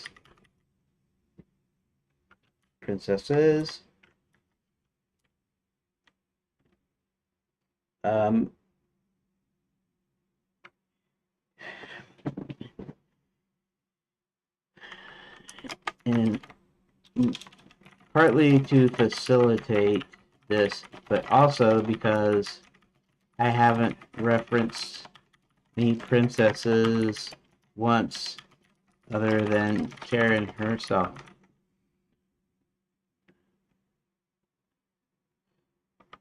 Um,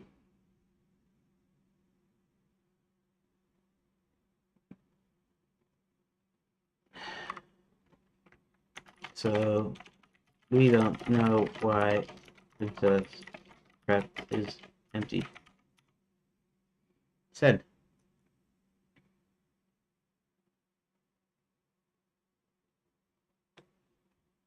Okay.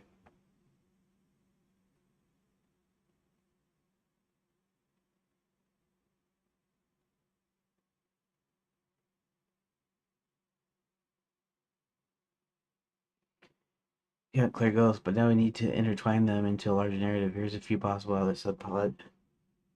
The mystery of the missing princesses. Schools closed up by outside forces. Jenny Hill didn't just target vampires, also influenced the closure of Princess Labeling as outdated, dangerous, or scandalous. Maybe some of the princesses were taken away by their kingdoms, while others went into hiding or disappeared under mysterious circumstances. The princesses were secretly taken for another purposes. Maybe a rival power, villain, or a secret society took them either to marry them off for political reasons or use them in a magical experiment. Karen's investigation could uncover a deeper conspiracy that ties into the game's larger conflicts. For the Count, finding a mate in a changed world, a manic rival or difficult choice. Count may have few potential suitors, but he struggles to find someone who accepts his vampire nature in the world that now frees his kind. Maybe he meets a princess, if any are found, who is intrigued by his plight, but she is bound by royal contract or already engaged with somebody else, a hidden vampire bride. Perhaps one of the missing princesses is actually a vampire in hiding, maybe even one of his own kind. This could lead to a deeper connection between his story and Karen's mystery. Aha! You know what? I'd never thought of that. See, ChatGPT does help sometimes. I didn't think about making what the vampires. Of course, okay. So now this sort of negates the whole thing about him uh, biting someone on the neck and then that make a new vampire and they become a vampire. But maybe his people, maybe they have princesses too, and maybe one of the princesses that was taken away was a vampire princess. Oh, that might work. Might work. A hidden vampire bride. Bring the choice to get. Maybe Karen and the cat investigate together. He wants a bride, she wants answers. Their goals might align when they realize the missing princesses and the anti-vampire movement are connected. Oh, perhaps the count suspects one of the missing princesses could be a good match for him, and Karen agrees to help him find her. Hmm. Okay, this is giving me some ideas. Giving me a few minutes to digest a bit.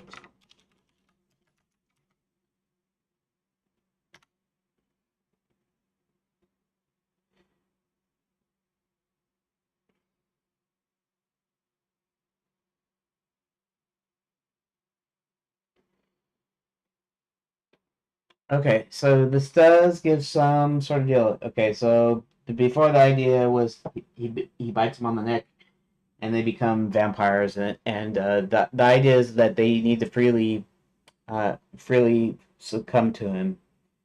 But maybe it's just like they're like another race, right? Since they don't drink blood anyways, I can make vampires any way I want to. Um, so maybe vampires are just like another type of human. It's like, an ethnic or culture thing, basically. They have genetic traits like the sharpened teeth, and you know, they live much longer than normal humans, and they're just kind of features, but they're their own people, basically. So that's not a bad idea. So their things can be actually be a cross purpose, like ChatGPT said, where their stories intertwine. So you find the princesses, you can find a mate for him, maybe a vampire princess. That could work. Could totally work. Um,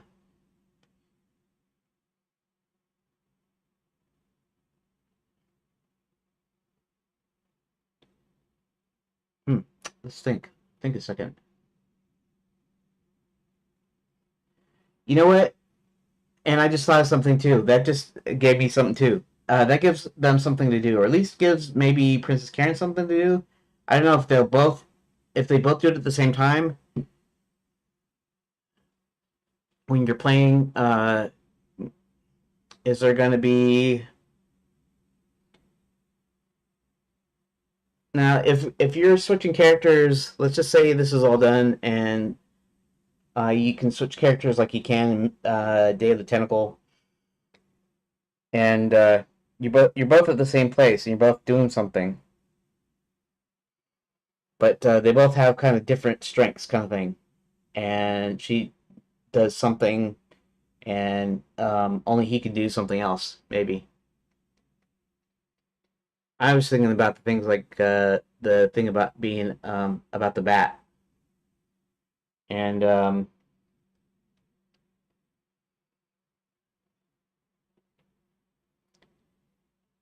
let's see. Yeah, so there might be some times where he has to turn into a bat to help them out.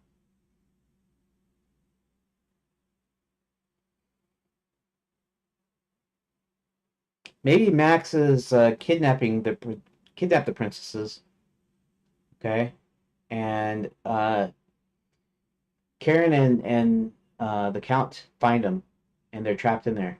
But since the Count can turn into a bat, he can explore the caves, find a way out, find a way to rescue them. That's not a bad idea.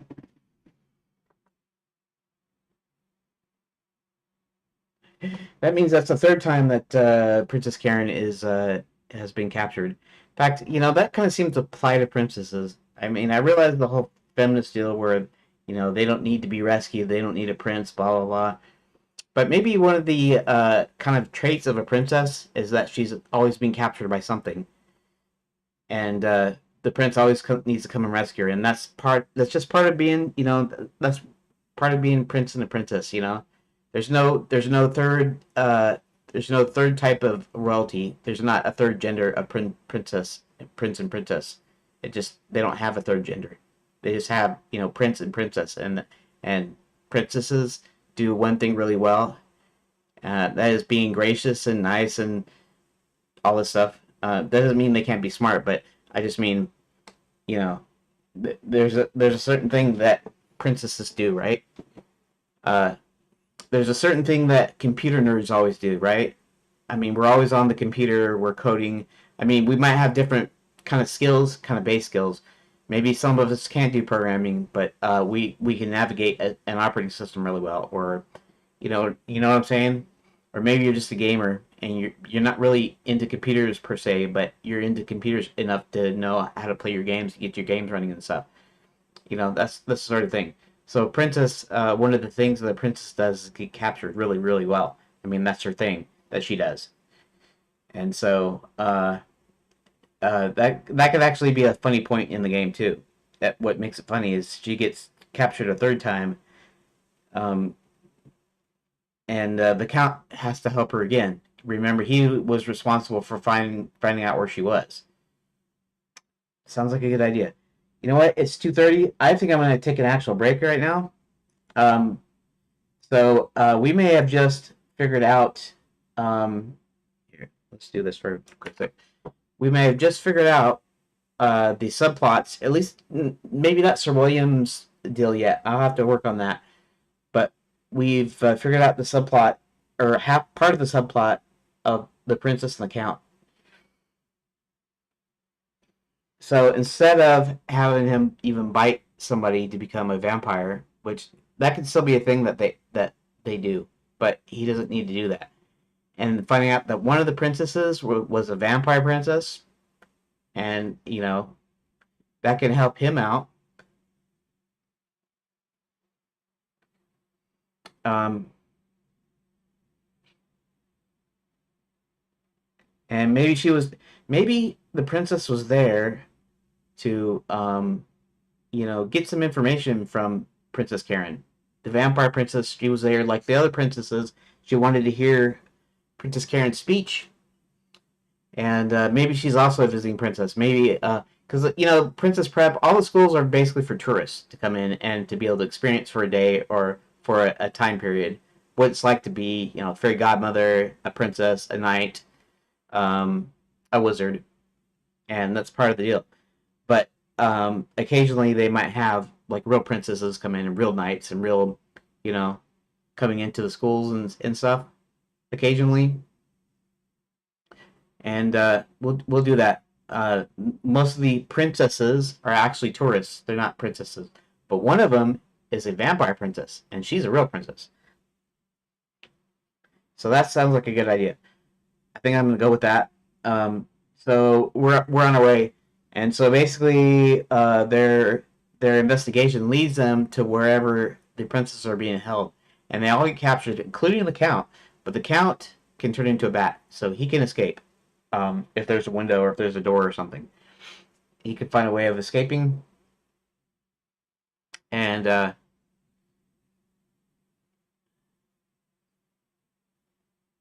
yeah, that's not a bad idea. Uh, yeah. That's. I mean, it's kind of regurgitates what happened earlier, but at the same time, it's sort of it's like a loop. It's like watching Back to the Future 1 and 3. 2 is a transition, and even though there's a similar story, in a sense, um, the 1 and 3 are actually the most similar because one, Marty has to get back to the future, and in 3 he wants to take Doc back to the future, but instead he ends up going by himself. But it's still the same goal. And Back to the Future Part 2, it's not the same goal. Back to the Future Part 2, it was to have him find that sports almanac so that Biff couldn't uh, couldn't bet on future sporting events, and so couldn't create the alternate 1985 timeline. So in a sense, it's its own deal. But 1 and 3 are similar in goal and function, and in fact, they even copied a little bit. Uh, Even Lorraine's relationship to Marty versus Claire Clayton's relationship to Doc. It's kind of a similar deal. Not exactly similar because Marty was trying to just get out from under it. He's trying to get George and Lorraine together, but they kind of similar kind of scenes, and so kind of sort of what happens to Marty sort of similarly happens to Doc, right, in the Old West, and when you watch movies where they're kind of similar, they kind of regurgitate. It's like if you watch Home Alone 1 and 2, they were really saying that they were kind of, in a sense, they're almost like they were remaking Home Alone 1. But that's how you thought it was funny. You thought it was funny because uh, it was familiar. So the first one was familiar. The second one was like if you were doing a remake, um, but with the same characters. And so you have that familiarity, and so you kind of know what to expect. But then that sort of makes you like it more because you like the characters. You're like, how much dumber are Marvin? Uh, I forget Joe Pesci's name, and I forget the characters' names. But how dumb are they to go and do the same thing, and then for Marv to go in and instead of doing the wet bandits, now he's the sticky bandits with the sticky gloves. How dumb is that, right? But that's also what makes it funny, and that's what makes you like it.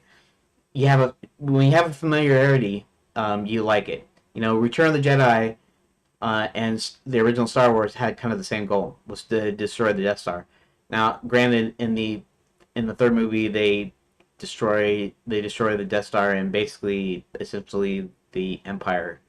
They basically just get rid of the Empire essentially.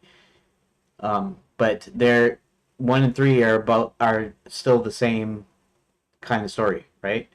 And so if you kind of do this repetition thing, it's like it's familiar, and it's actually not a bad thing to copy one thing later. Like you're redoing it, you're recopying it. You know. and it's not like a remake with some other characters and some other people and some other people making the movie. It's not like that kind of a thing. It's just like you're remaking your own movie, but um, you kind of like that as a sequel. Anyways, I should really go on my break right now. I'm a little bit, 10 minutes over. Um, so I will see you in probably about 30 minutes, maybe less, or maybe around the time. I'm not sure, but I will see you. I will see you then. So yeah. See you on the other side of the break.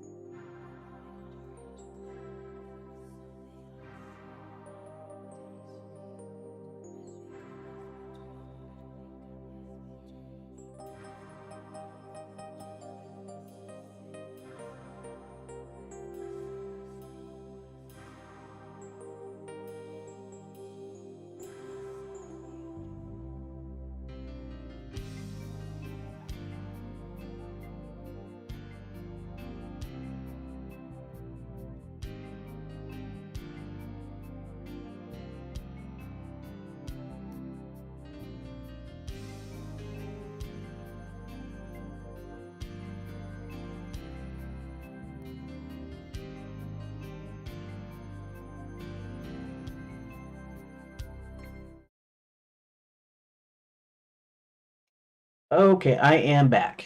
And ChatGPT has given me some ideas that I think I'm going to run with. And I still need some more help, though. So I'm going to get it to help me a little bit here. Let's go back to desktop.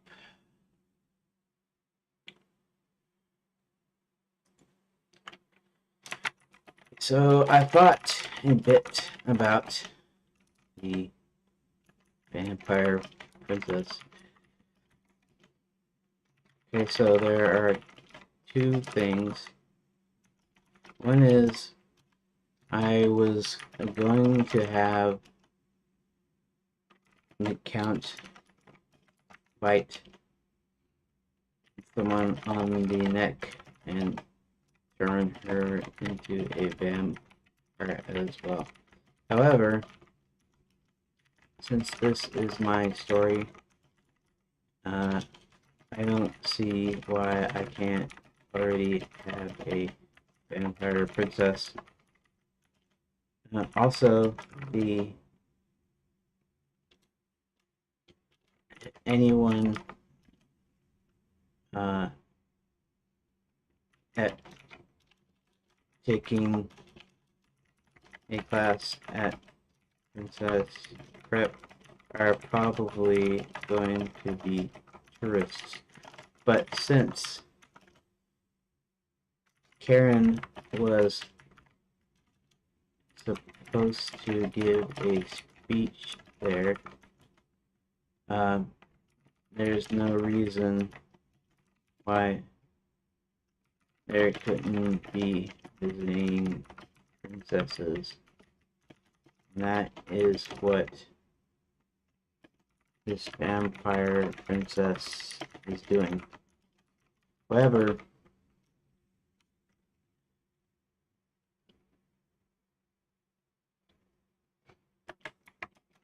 still have to figure out where and how they are being held, and maybe even why.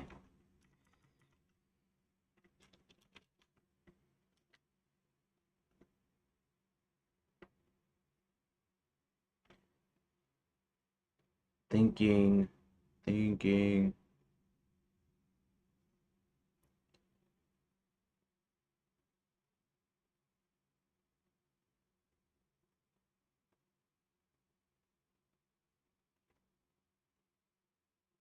Why were they taking how Karen look out and find them? Here's some possible reason for their disappearance. Secret facts and took them for political leverage. Maybe against Max or another power. Potential experiment. They're imprisoned in a hidden location, a cursed castle, an underground lair, or even with an enchanted object like a mirror book. The Enchanted Herald orchestrated it, spreading rumors that the royal families were corrupt, leading to an uprising or objections. Do you like to focus on a single faction or villain responsible for their disappearance, or do you want it to be a part of a larger mystery? I'll have to figure that one out. So let's see for a moment. Okay.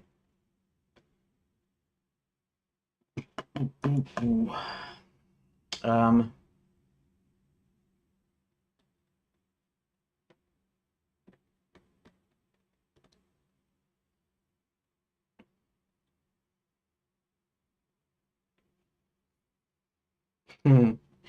that's a thought, right? The media was being paid by the government, right? U.S. aid, uh, to say what they wanted to say, like U.S. aid, right? U.S. aid is involved in this Internews or whatever, this supposed NGO, and they're giving money to them, some sort of weird money laundering thing. And I just thought about something. The Enchanted Herald must be corporate media, right? So in essence, nobody knows it, but Max owns the Enchanted Herald. That's kind of what I said earlier in the day here today. So he has something to do with it. What else?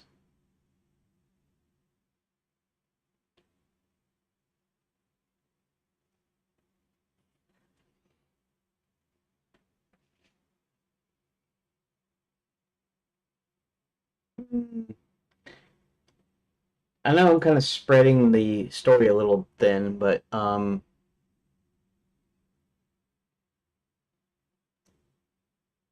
let's see.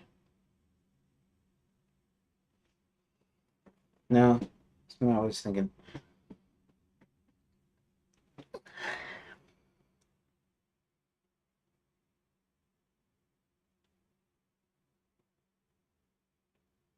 Enchanted Herald could be against royalty, but maybe not. Um,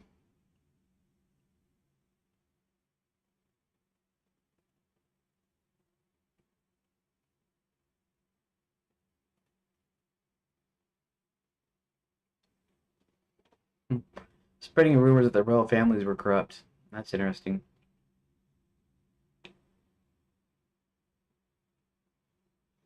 I have to think about it a little bit more, I think.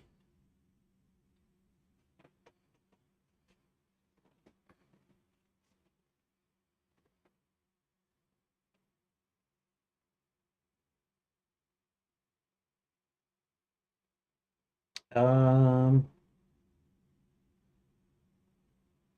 Dang, I wish ideas would just pop out when I want them to. That's not how it works though.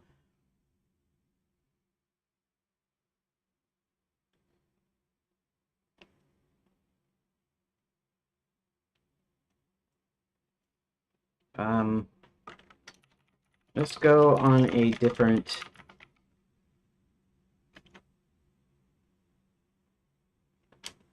Let's go at it from a different angle.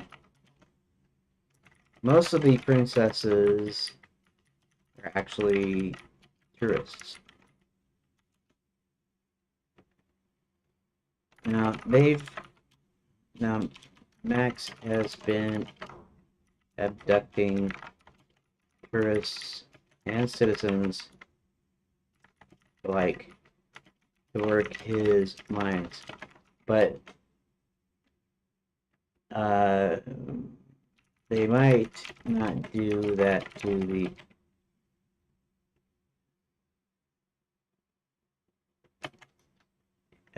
the would-be princesses. Um, let's see. They might not do that to the would-be princesses. So I need another reason that they captured the princesses.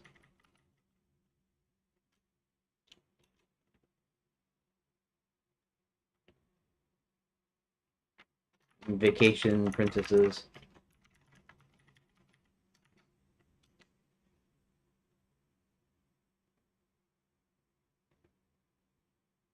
I don't wonder why it keeps jumping up to the top like that. Weird.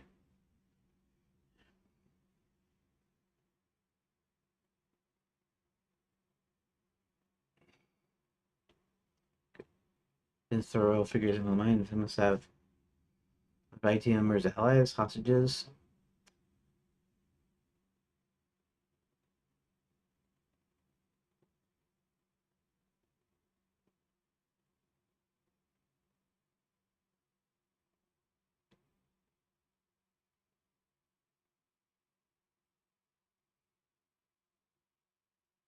Violent or someone keeping them for their own purposes.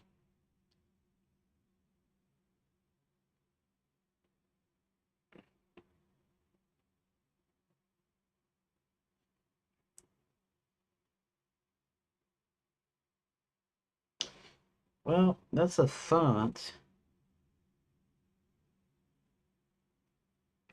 Hmm. Now, so this is kind of how it working. I mean, I also like this angle. This angle that they go in, they get caught again. The count escapes from wherever they're being held, but there's got to be a reason they're being held. So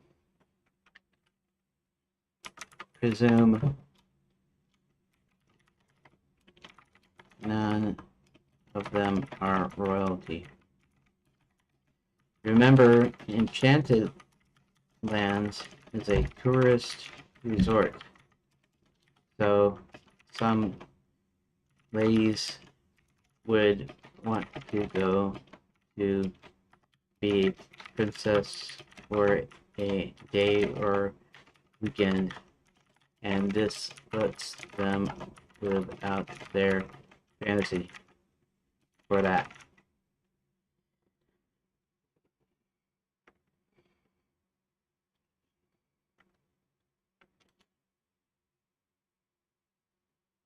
Let's see what it says after that.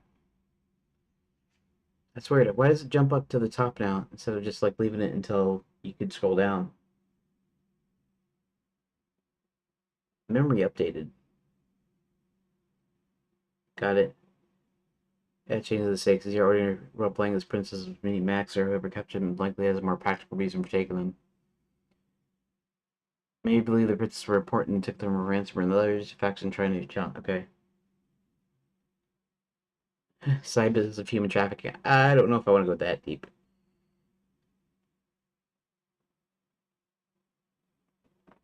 Might be less diplomatic fallout to disappear, make them easier targets. Being used as a magical ritual. Maybe someone needs a certain number of princesses, regardless of whether they're real or not, to activate an ancient enchantment.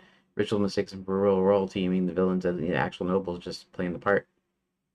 A darker fairy tale experiment, forcing them into actual fairy tale scenarios. That's that's actually not bad, in a way.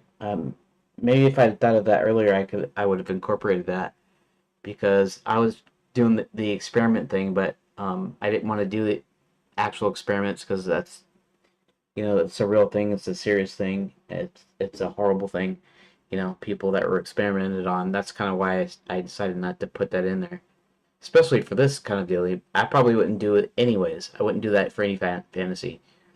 I wouldn't put real nasty stuff in a story, even you know, unless if it was like historical fiction or something.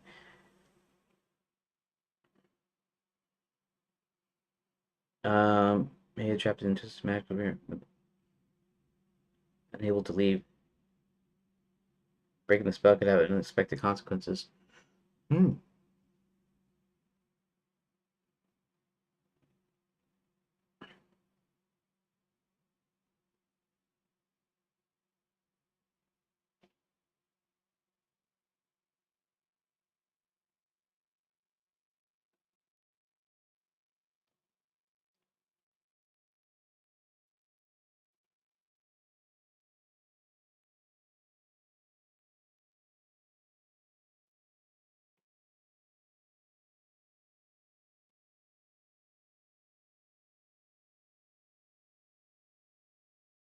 That's a thought. So classic fairy tales, right? Like Snow White and Cinderella and Sleeping Beauty, and it could be just those three scenarios, and it could be the fact that that would mean that there's a number of villains that they need to marry him off to. But let's just say that they want to marry him off to Max wants to marry him off to some of his generals or something. Now I don't know really what the purpose of that would be. It's just a funny kind of weird like twisted thing that's part of the story that would be kind of funny. So I don't know what the exact purpose of that would be. But let's say they're trying to marry him off to these to the bad guys, and so they're forced to go through like I said fairy tale scenario. So one has to be Sleeping Beauty, or Snow White or Cinderella or whatever. So they end up actually marrying these bad guys. I mean, Realms to Conquer is a good inducement, but maybe this is a different kind of inducement. Maybe Max is getting somebody to help by saying they get to marry. They get to marry from these girls or whatever, and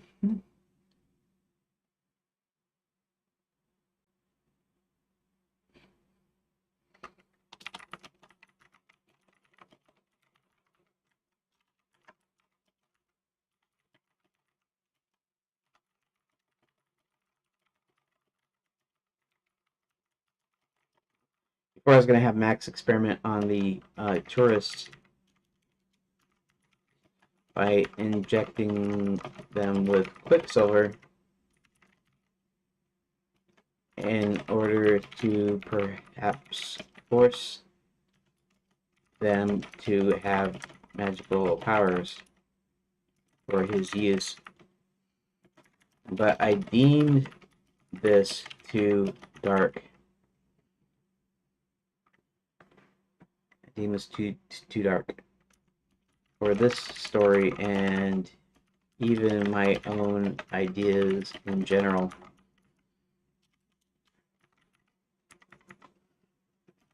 But we can do something that's benign that works well for the story, especially a comedy story. So,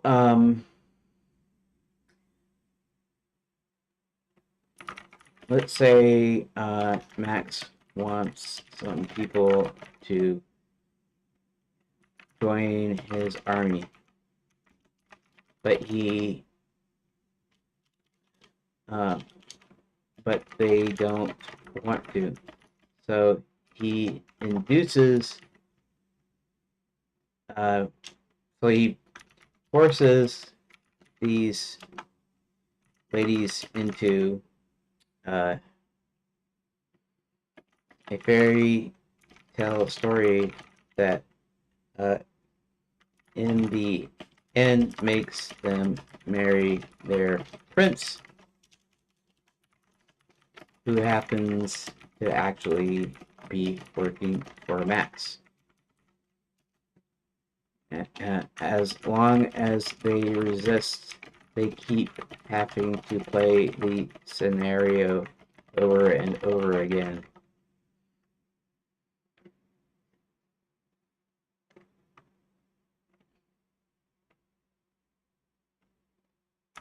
Until they decide to marry the prince. And actually, that's not a bad idea at all. It's not dark. It's still it's an evil thing in the framework of the story, but it's not something that you'd be ashamed of letting your kids play with or experience or watch.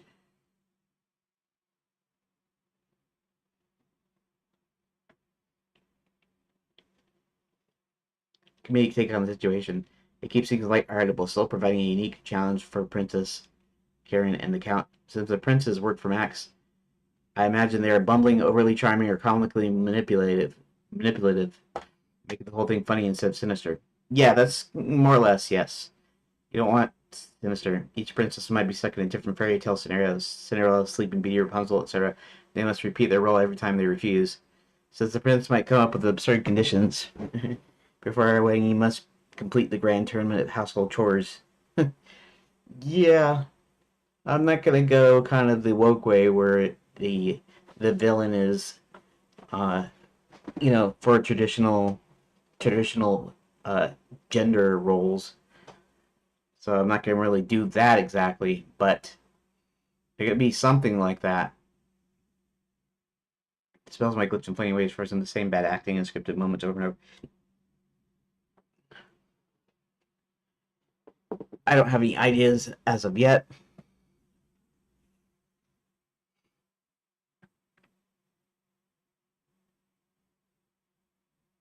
Absurd conditions is probably okay, depending on what the absurd conditions are.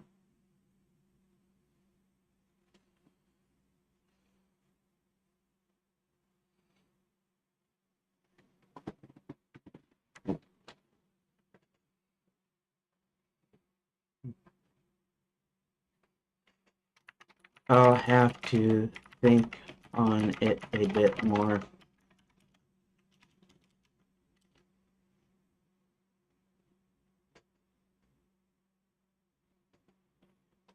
See how sluggish it's getting? It gets really sluggish when responding. I think that's because of how long the actual conversation is.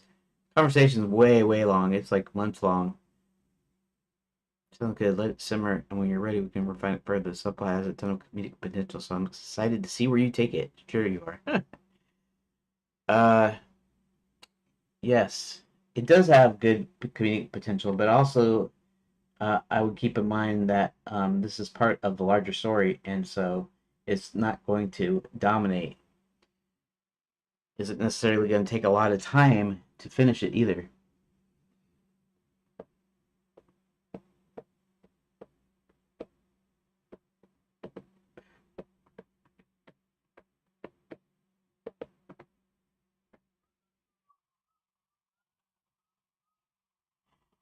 Okay.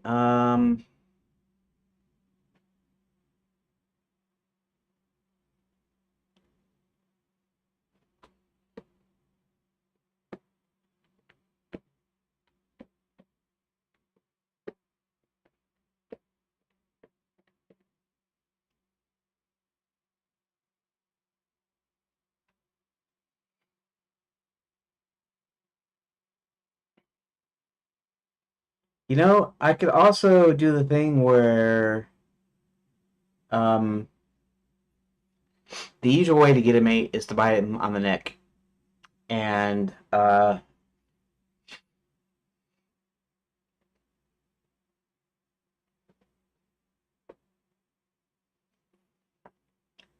hmm,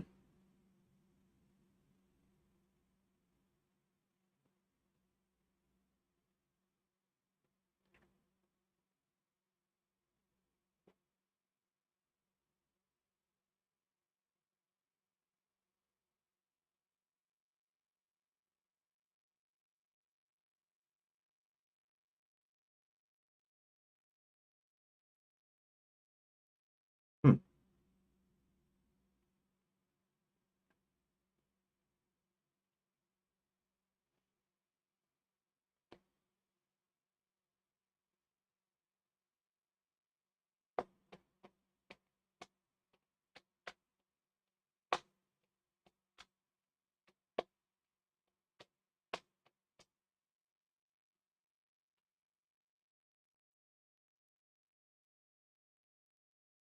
The count doesn't really have anything to do, right? After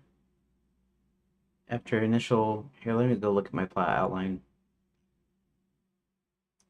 Let's find count. I was really hoping I get to some writing stuff today, and it doesn't look like I will be getting there because it's almost 3:30 and it's almost time for me to stop.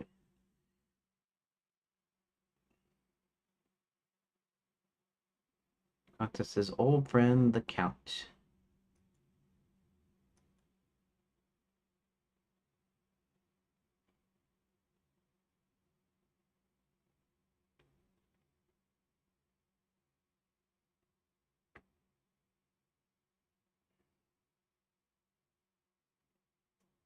Okay.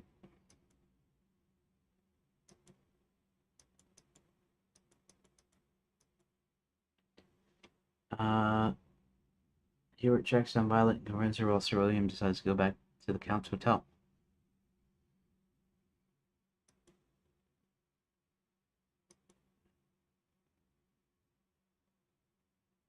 Okay, so he isn't doing much of anything after a certain period of time.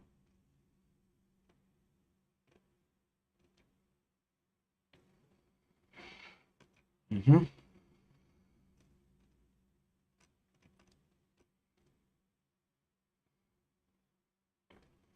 So the last thing the Count does is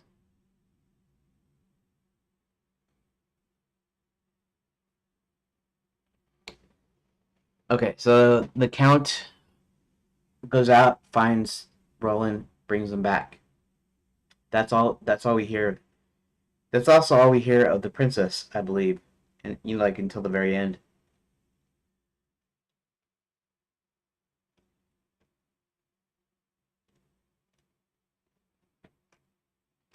Hmm.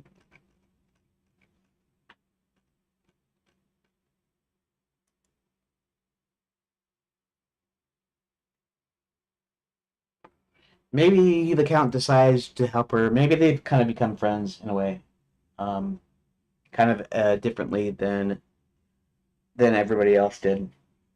The Count and the Princess, they're kind of together as friends now.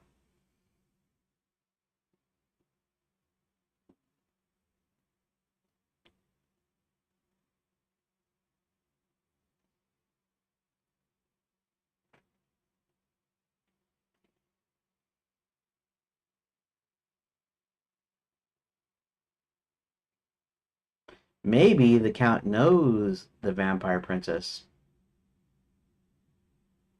and their families were old friends or something.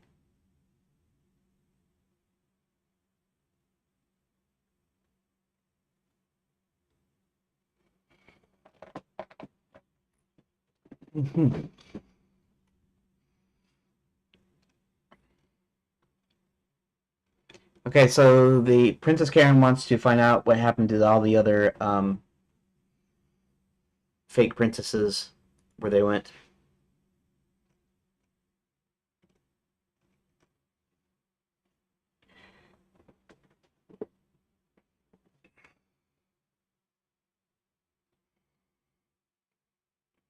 And the Violet took over the Fairy God College to help train witches. Could she also be someplace else? Uh,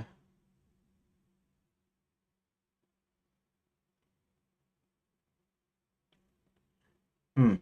Let's see something here. Let's find Violet. Let's find out where Violet is.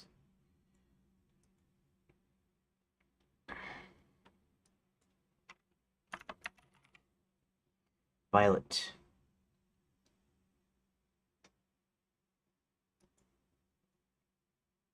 Hubert tracks down Violet and confronts her. Violet present. Cast a spell. Okay.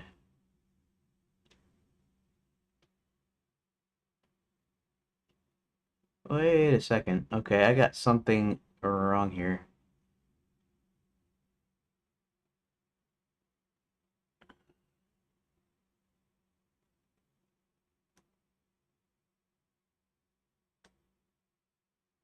Hmm.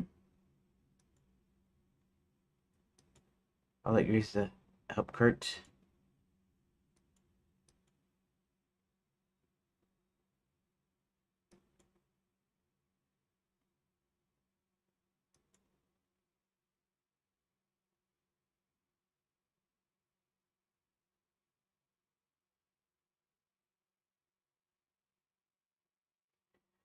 Well,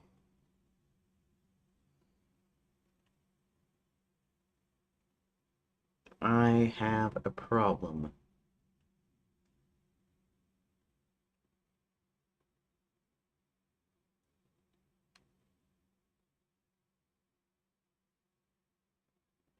Huh. I guess that's something I should have thought of, and something I've got to fix now.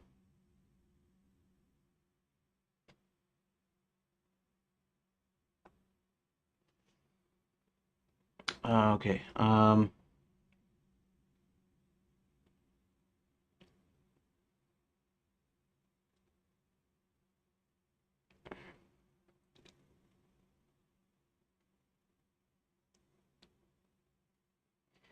This stuff actually has to go back, and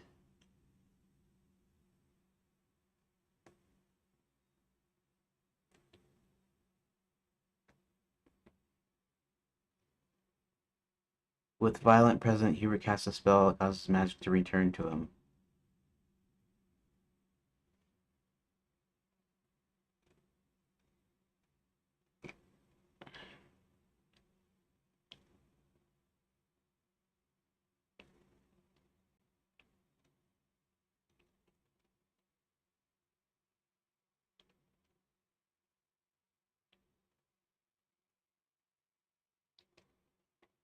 Huh.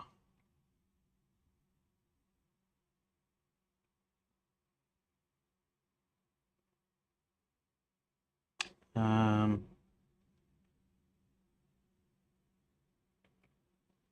So did I not?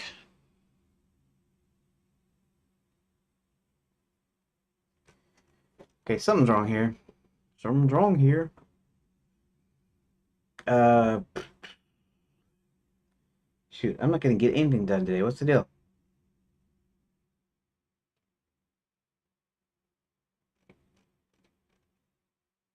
Go back to my notes here.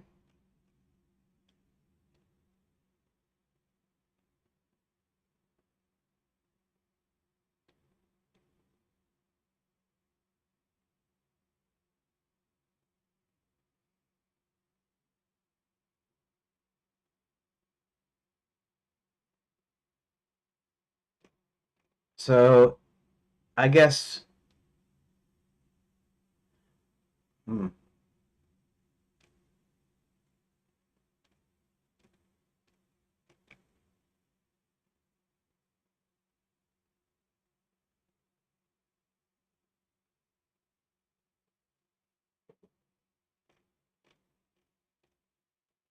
Max's subplot here. Uh,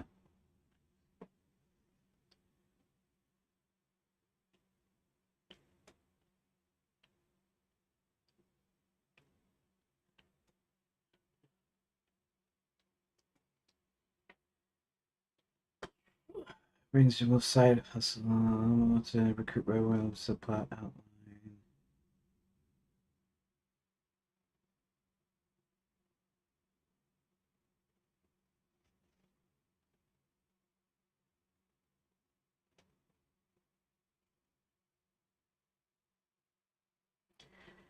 So this must have been what I came up with on Tuesday, isn't it?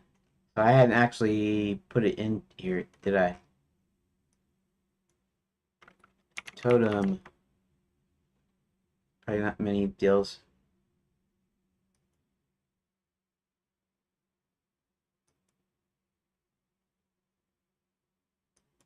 Right.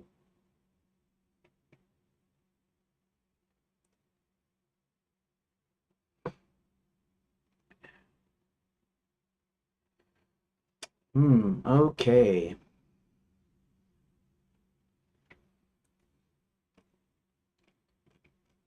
And this is towards the end here.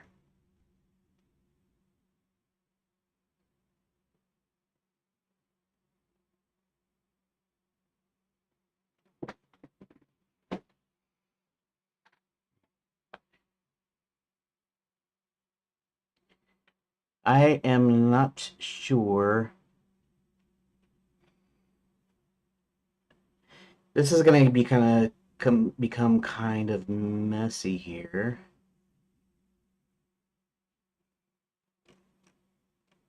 Let's see. Violet.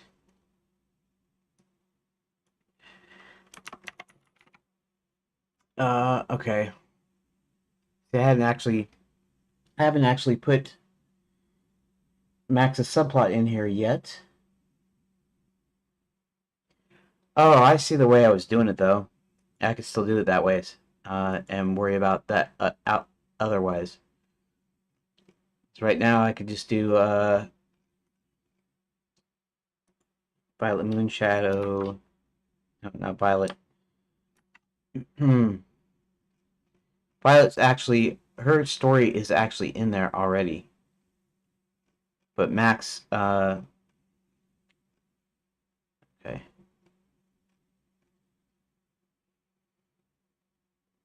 Hmm. Mm-hmm.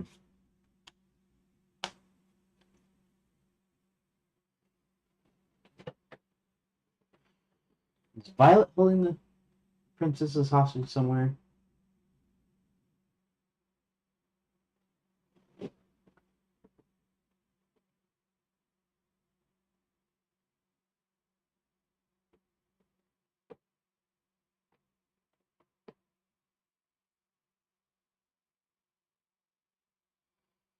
Does she hold them at the castle, or does she hold them in somewhere like Fairy God College, secretly in a room in Fairy God College?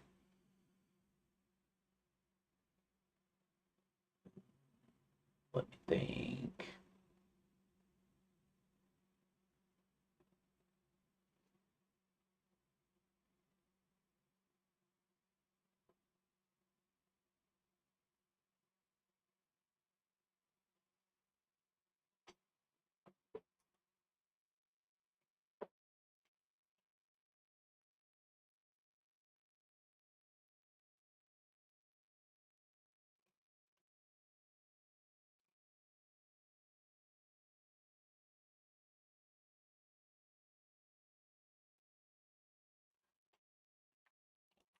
Where would the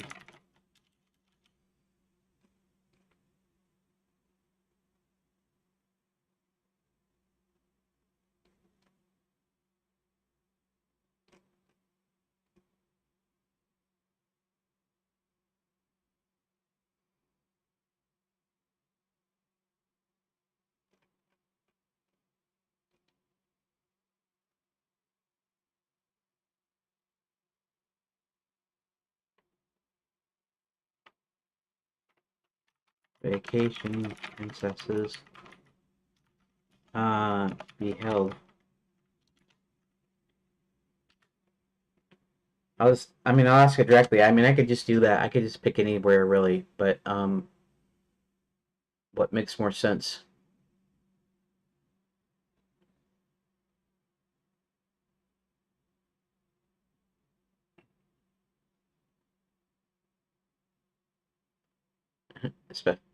It's thinking up stuff, you know. Enchanted castle that resets every night. Tower of Ever Afters. Uh, each only princess, and that's actually that's not a bad idea. Find a loophole to free them. The fairy tale village. Think Disneyland but sinister. Tower Story big village designed to play out different fairy tales. Every day the princesses wake up in a different role. The town citizens, Maximin and Sky's enchanted service, and push them towards their inevitable happy endings. Magic mirror prison. Each princess trapped inside a fairy tale book or a magic mirror. Mm-hmm. I almost like it, a couple of these enough that I just want to take it directly instead of thinking of my own thing or having an idea. I'll consider it further.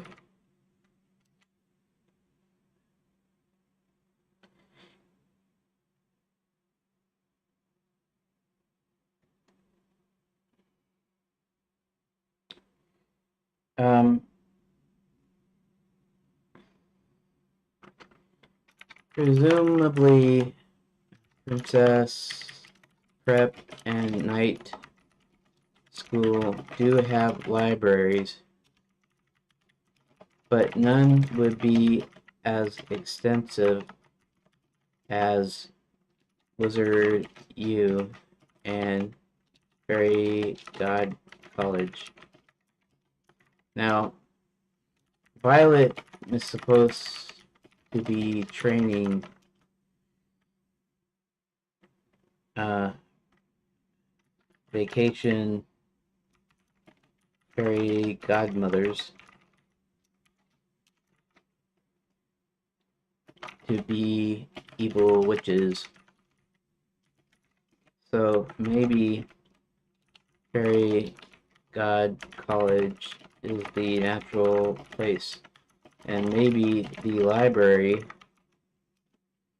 uh, in Fairy God College is where several enchanted books are kept.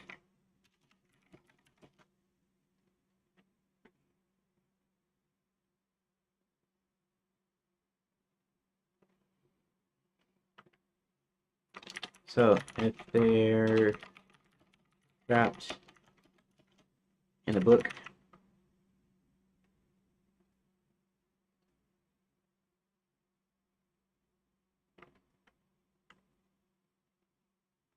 uh, every day and then let out until the morning to do it all over again, that would be logical in the game's world.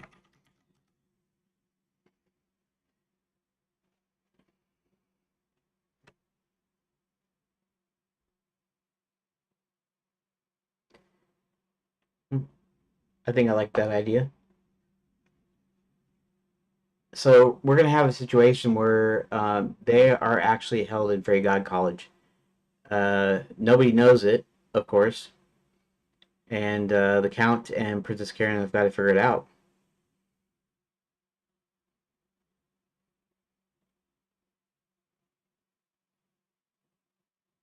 They don't remember what happened during the day, thinking it was just a dream. Somebody started giving in, while others resist and try to escape every night. Could be designed to get stronger, making it harder for them to refuse roles over time. Okay. I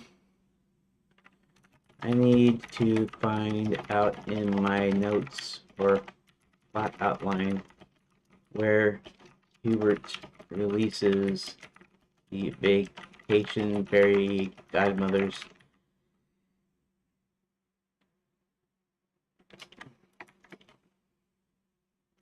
It should probably be before.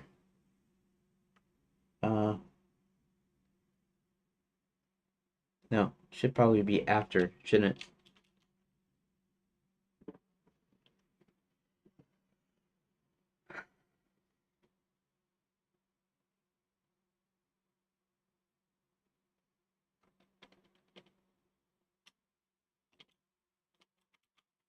And I have to determine whether they they find the vacation princesses before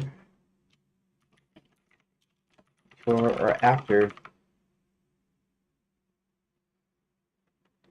releasing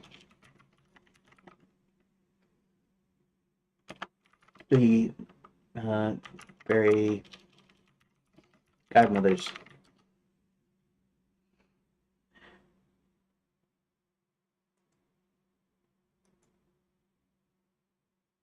We'll let that go.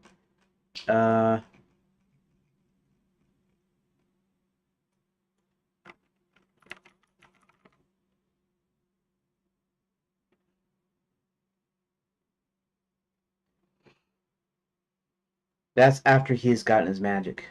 So he's gotten his magic.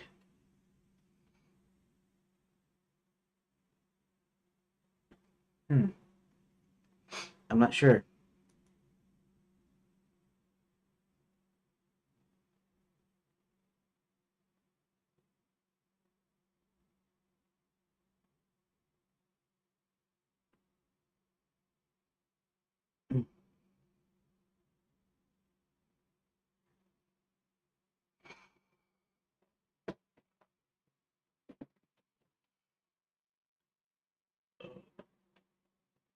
Okay.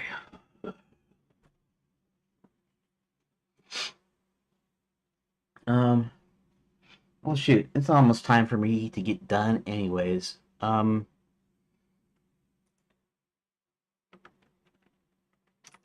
Hubert releases them after he finally gets his magic back.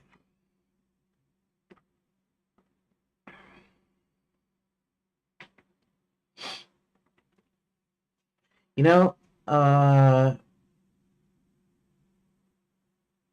he could get his magic back before then. She doesn't necessarily get disposed of. Um, and she doesn't lose all of her magic. She just loses whatever she got from Hubert. So, um, she may escape still to do something, and then that would actually still work for my framework. I was saying that there's something wrong here because um, Hubert gets his mat. Okay, Violet. Uh,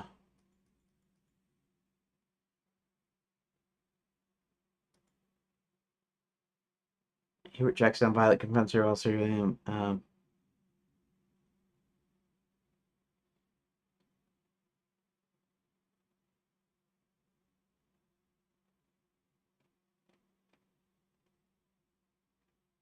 Agrees, Violet's bright age.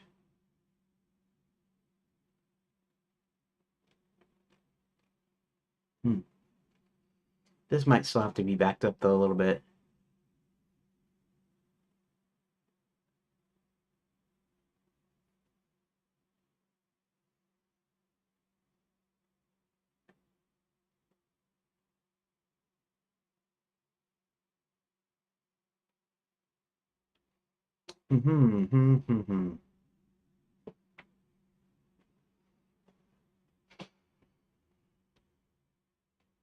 I think before she's taken care of.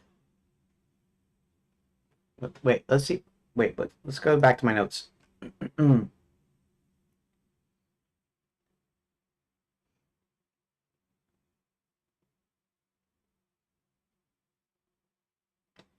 Right. So the werewolves actually take care of Violet. This should be towards the end.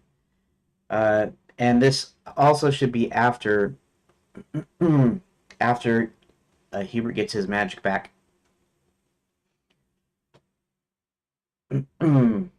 So that's kind of cool. This can actually stay up there. Now I'm gonna have to move Violet's other stuff. The other parts where she does this deal with Kurt and stuff is gonna have to be moved like back into Act Two somewhere, which is kind of okay. It means I'll have to take some of whatever at the end of Act Two and move it up into Act Three to kind of fill in the spot. I mean, that's really strictly necessary, but I'm trying to keep this three act structure thing kind of working. And so I got to rearrange some items. Okay. All right.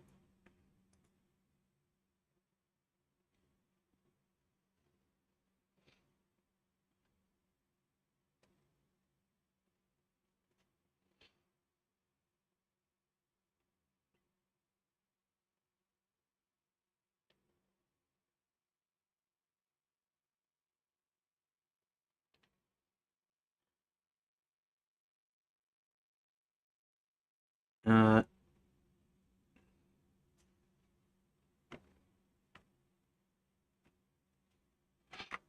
um, he'd have access to a number of spells, and so that's uh, I don't want to do that too early either.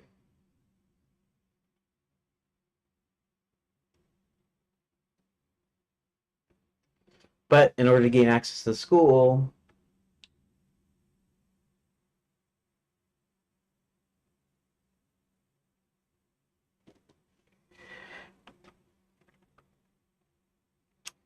I'm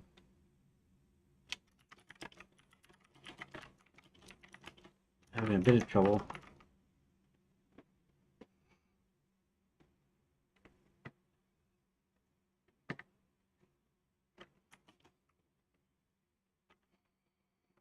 If Hebert gets his magic back and then can get into Fairy God College, he can release them.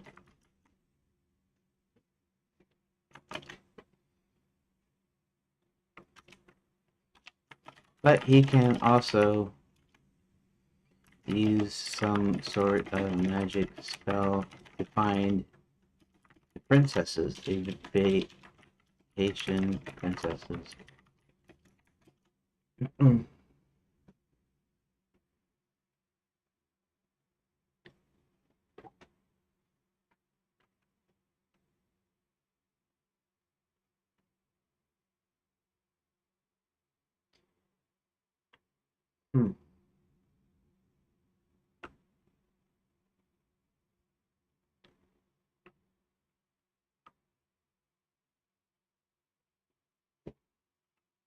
If he doesn't, then they can't really get into Fairy God College.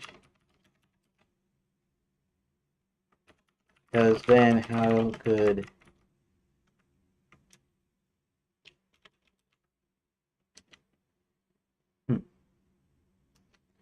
I'm gonna kind of wrap this up for today, probably, even though I haven't got much done today.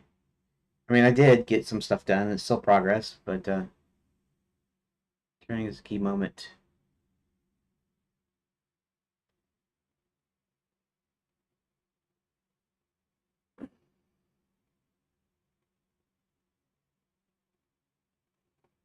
Yeah. Yeah, if it's something that I want them to do, though, maybe that's something that could happen. But then that's Hubert doing it. That's not them. So I still need them to do something. I need to give the count and um who's with the count. Um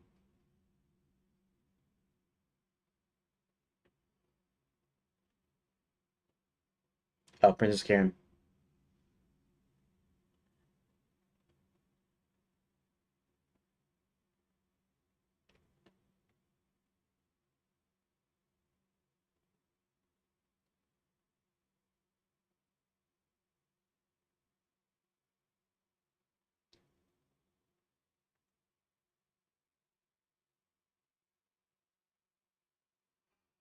Actually, number two kind of works, but a little bit differently than what ChatGPT came up with.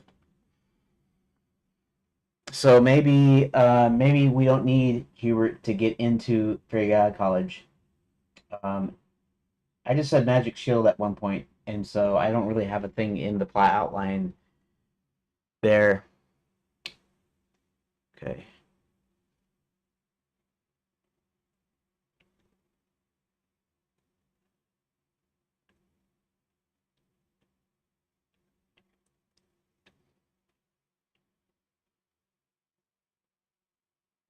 Hmm.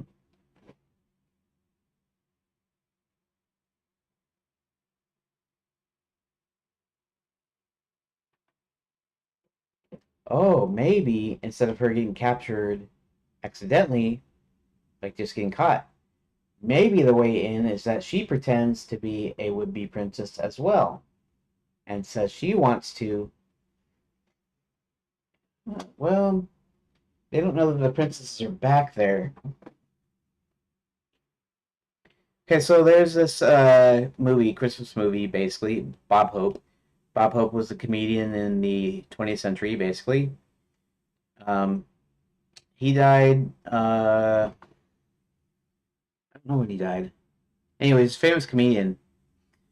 Uh, Starting around the 30s, probably on radio a little bit, but was in movies in the 30s, 40s, 50s, and 60s, and then he had specials and he did work for the USO.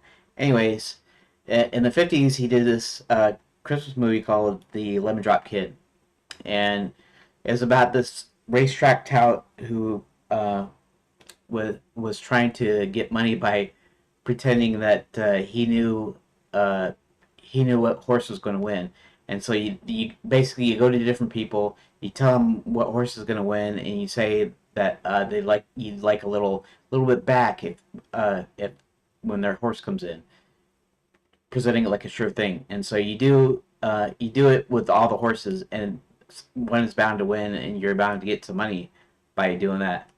And so what he does is he does this to the girlfriend of this mobster named Moose Moran, and so so Moose Moran catches up to him. Uh, he's gonna do away with him, and um, the Lemon Drop Kid decides that he's gonna find a way of getting money back, getting money to him, and he's asking him to give him until Christmas to do so. And so what he does is he comes up with this. At first, he comes up with this deal by um, trying to uh, trying to act as one of those like the Santa Clauses, like you see at Salvation Army. They used to have them all over like city corners and stuff back in the day. It wasn't just the Salvation Army. It was but they'd have a bucket and be charity, right? And then you give in to the charity and they fight, give stuff to the poor and stuff. But he pretends to be it, and then he gets caught, and then he gets out, and he figures out this new scam about the.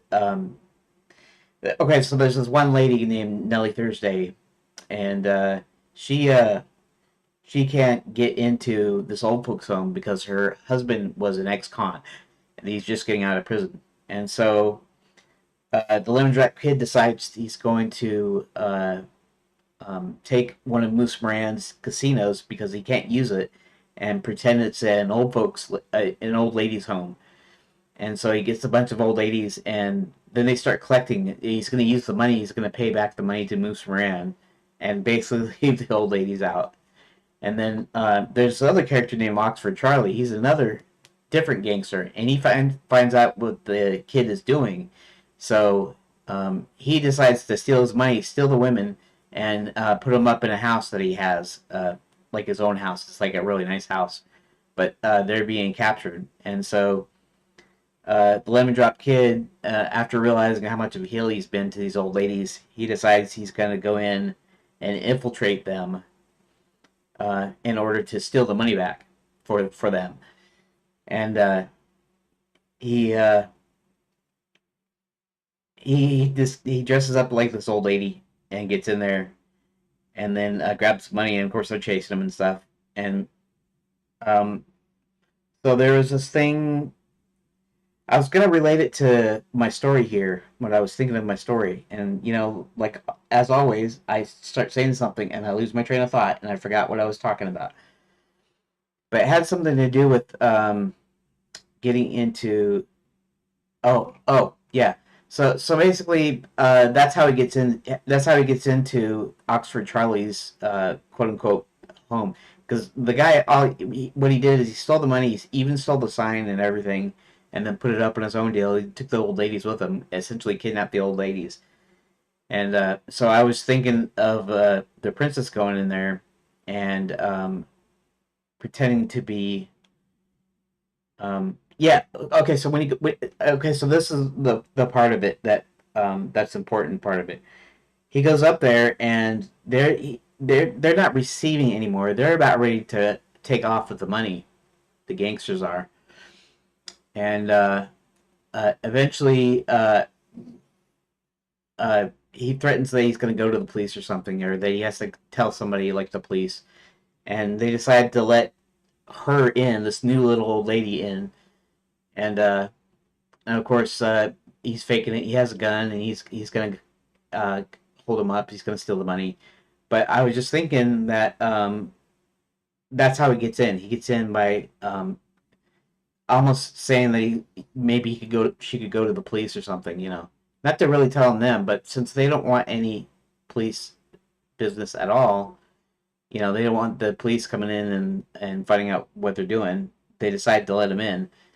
And I was thinking of the princess here. The princess goes up, and maybe it's locked down, and maybe she is, pretends to be a princess, um, and maybe they let her in. But then I'm thinking uh, that wouldn't happen because this isn't Fairy God College. This is not in Princess Prep. They're being held against their will in Fairy God College because so people won't know where they're at. So I was just thinking that it'd be so funny if I could figure out a way to do that. But so maybe ChatGPT can come up with something. Uh, I don't know if you're familiar with the movie The Lemon Drop Kid, starring Bob Hope from, I think, 1953. You can correct me if I'm wrong.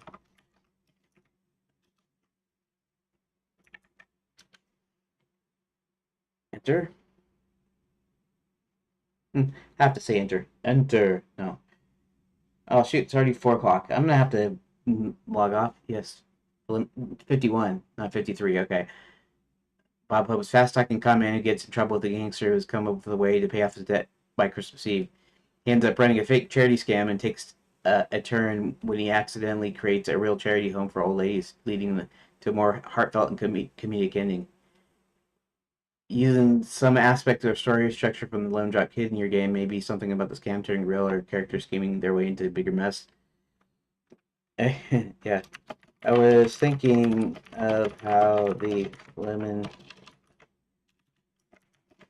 Drop Kid gets his way into Oxford Charlie's place, pretending to be an old lady and threatening or hinting at going to the cops. I was okay. I hit enter. Yeah. I see where we're going with this. Lemon drop kid sneaking in Oxford Charlie's place by pretending to be an old lady. Um,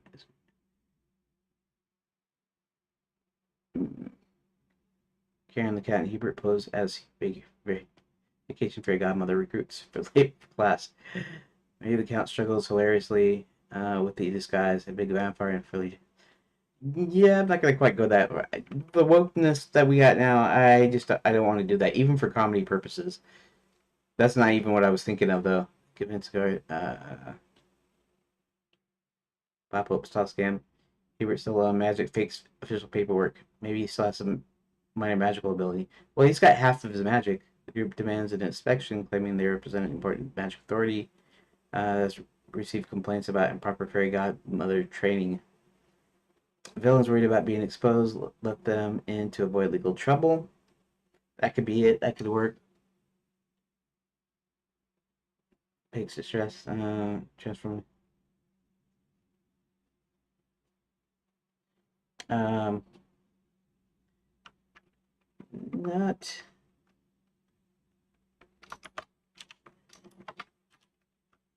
not exactly. As I was just identifying a problem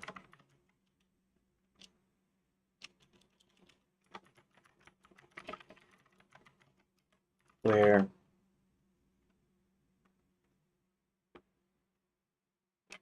I was thinking of Princess Karin pretending to be a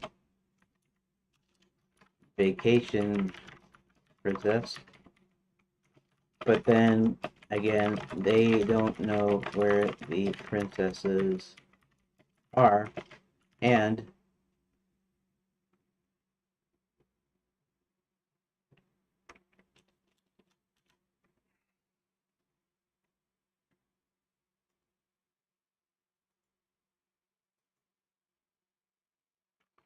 um, this probably needs to be a job just for the Count and Karin, as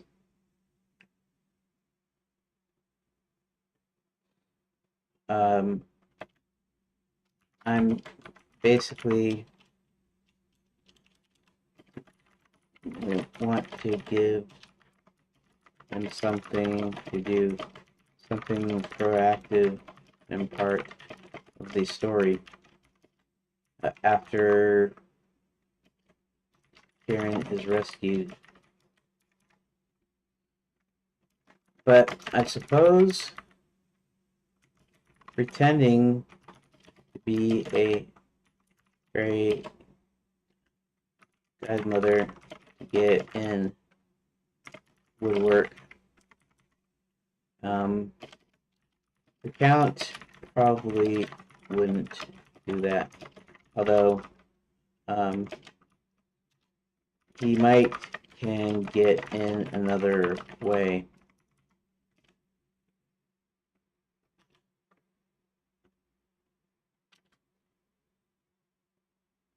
Okay, enter. I think I'm gonna have to wrap this up here in just a second now.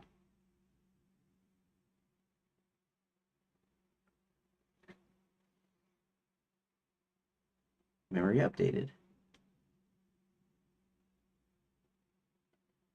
Imposing a vacation period government feels like a natural way for you to sneak inside, but the Count would need a different method. Hypnotizes a guard or staff member could do that. VIP guest trick. He pretends to be a special guest lecturer. A royal etiquette for future fairy godmothers. He has nobility after all. But yeah, the Count is not. Well, I guess if he's a Count, he's noble, I guess. Bat sneak in. If he has bat transform, he could fly through a high window. Stowaway move. Hides a supply cart. It's wheeled inside unnoticed. Shadowy negotiation. Maybe okay, so maybe does Fairy God College have windows? High windows? Is it set up like a real college? Probably. It would probably have some windows, wouldn't it?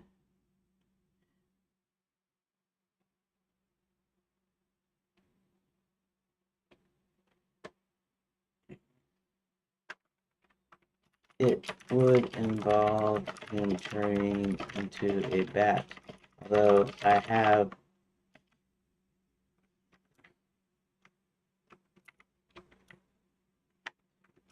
turned him into a bat a couple of times already.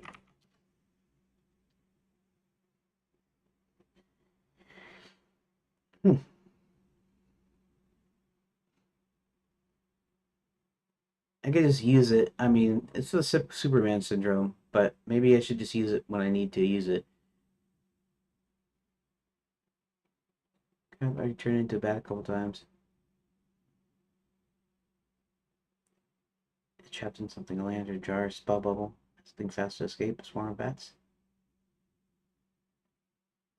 Throw any magical security measures. Infiltrate flies in smoothly, only to be spotted mainly has to improvise a cover story. But double act. Yeah, the familiar thing, I don't know, that's a real witchcraft thing. I'm not really sure. But no bat follows him side causing confusion.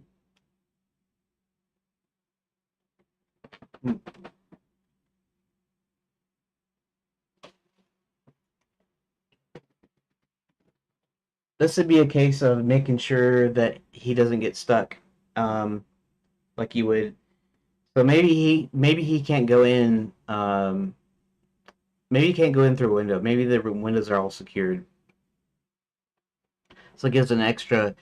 You need some extra obstacle. Well, I'm just thinking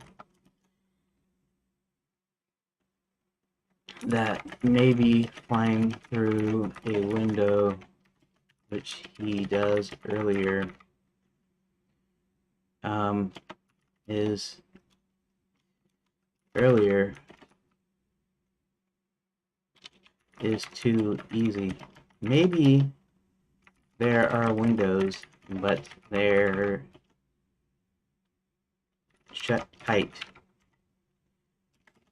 This would require, this solution would require, um, this solution would require, what was I going to say?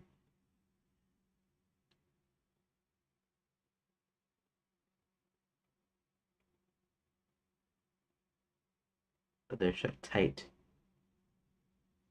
I don't know what I was going to say here. I gotta say directly what I'm planning though. Making him, oh, it would require that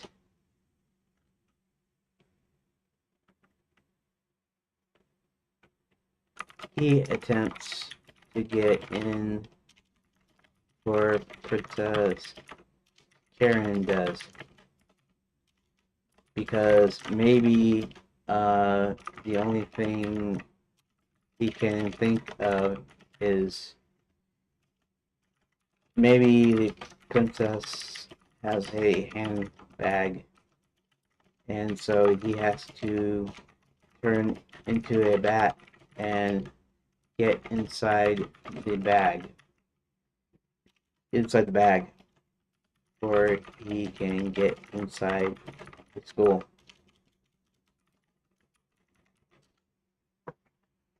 So that would just mean it makes it a little bit. Um, Now, obviously, if I can do multiple choices, different ways of getting in, I might can find a way of different ways. But right now, I'm just thinking of. I'm not gonna have him just fly through the window. There's got to be something else that he does. That's a great twist. Makes it more challenging. Adds fun dynamic. And grumbling about being crammed inside a handbag. Tension if someone inspects her bag and he has to stay perfectly still. A clever escape. Or waits for the right moment to slip out unseen.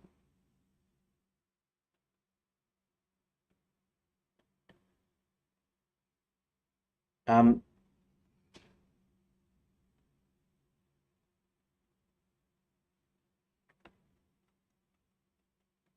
yes, she can. No. Oh, that's right. I can't. I can't talk to Chat GPT anymore until I have to do a new chat, so it goes to the old. All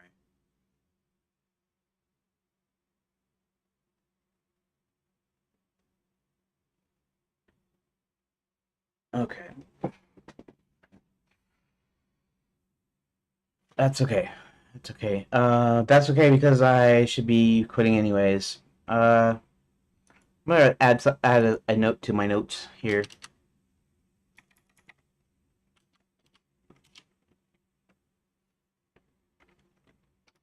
Princesses are the okay. Vacation princesses are trapped in fairy god college in a room to run fairy tale scenarios to get them to marry some of Max's henchmen. Uh, uh, in in the library.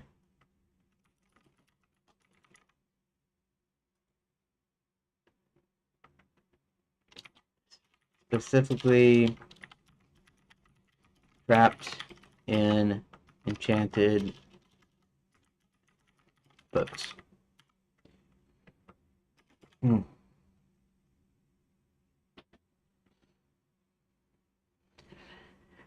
Okay. Um, the count says Karin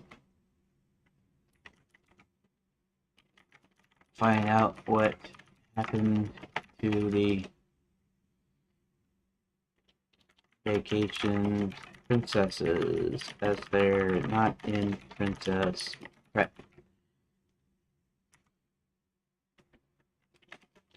Somehow they go to infiltrate Fairy God College, where Karin pretends to be a would-be fairy godmother, and the Count needs to turn into a bat and hide in her handbag as the windows are locked tight. Okay, and then that's all I got for right now, and that's what I'm gonna do. Okay, so all right, so I guess I'm gonna end the stream here. Um, I I guess I mean I guess I got something done.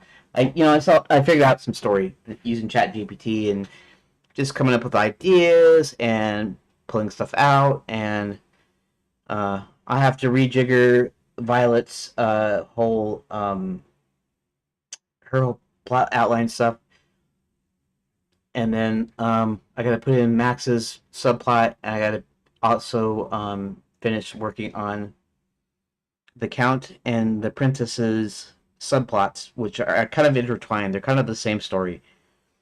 She wants to find out what happened to the princesses. He wants to find a mate, and he figures that she figures that maybe he'll find a mate in the vacation princesses if they find him.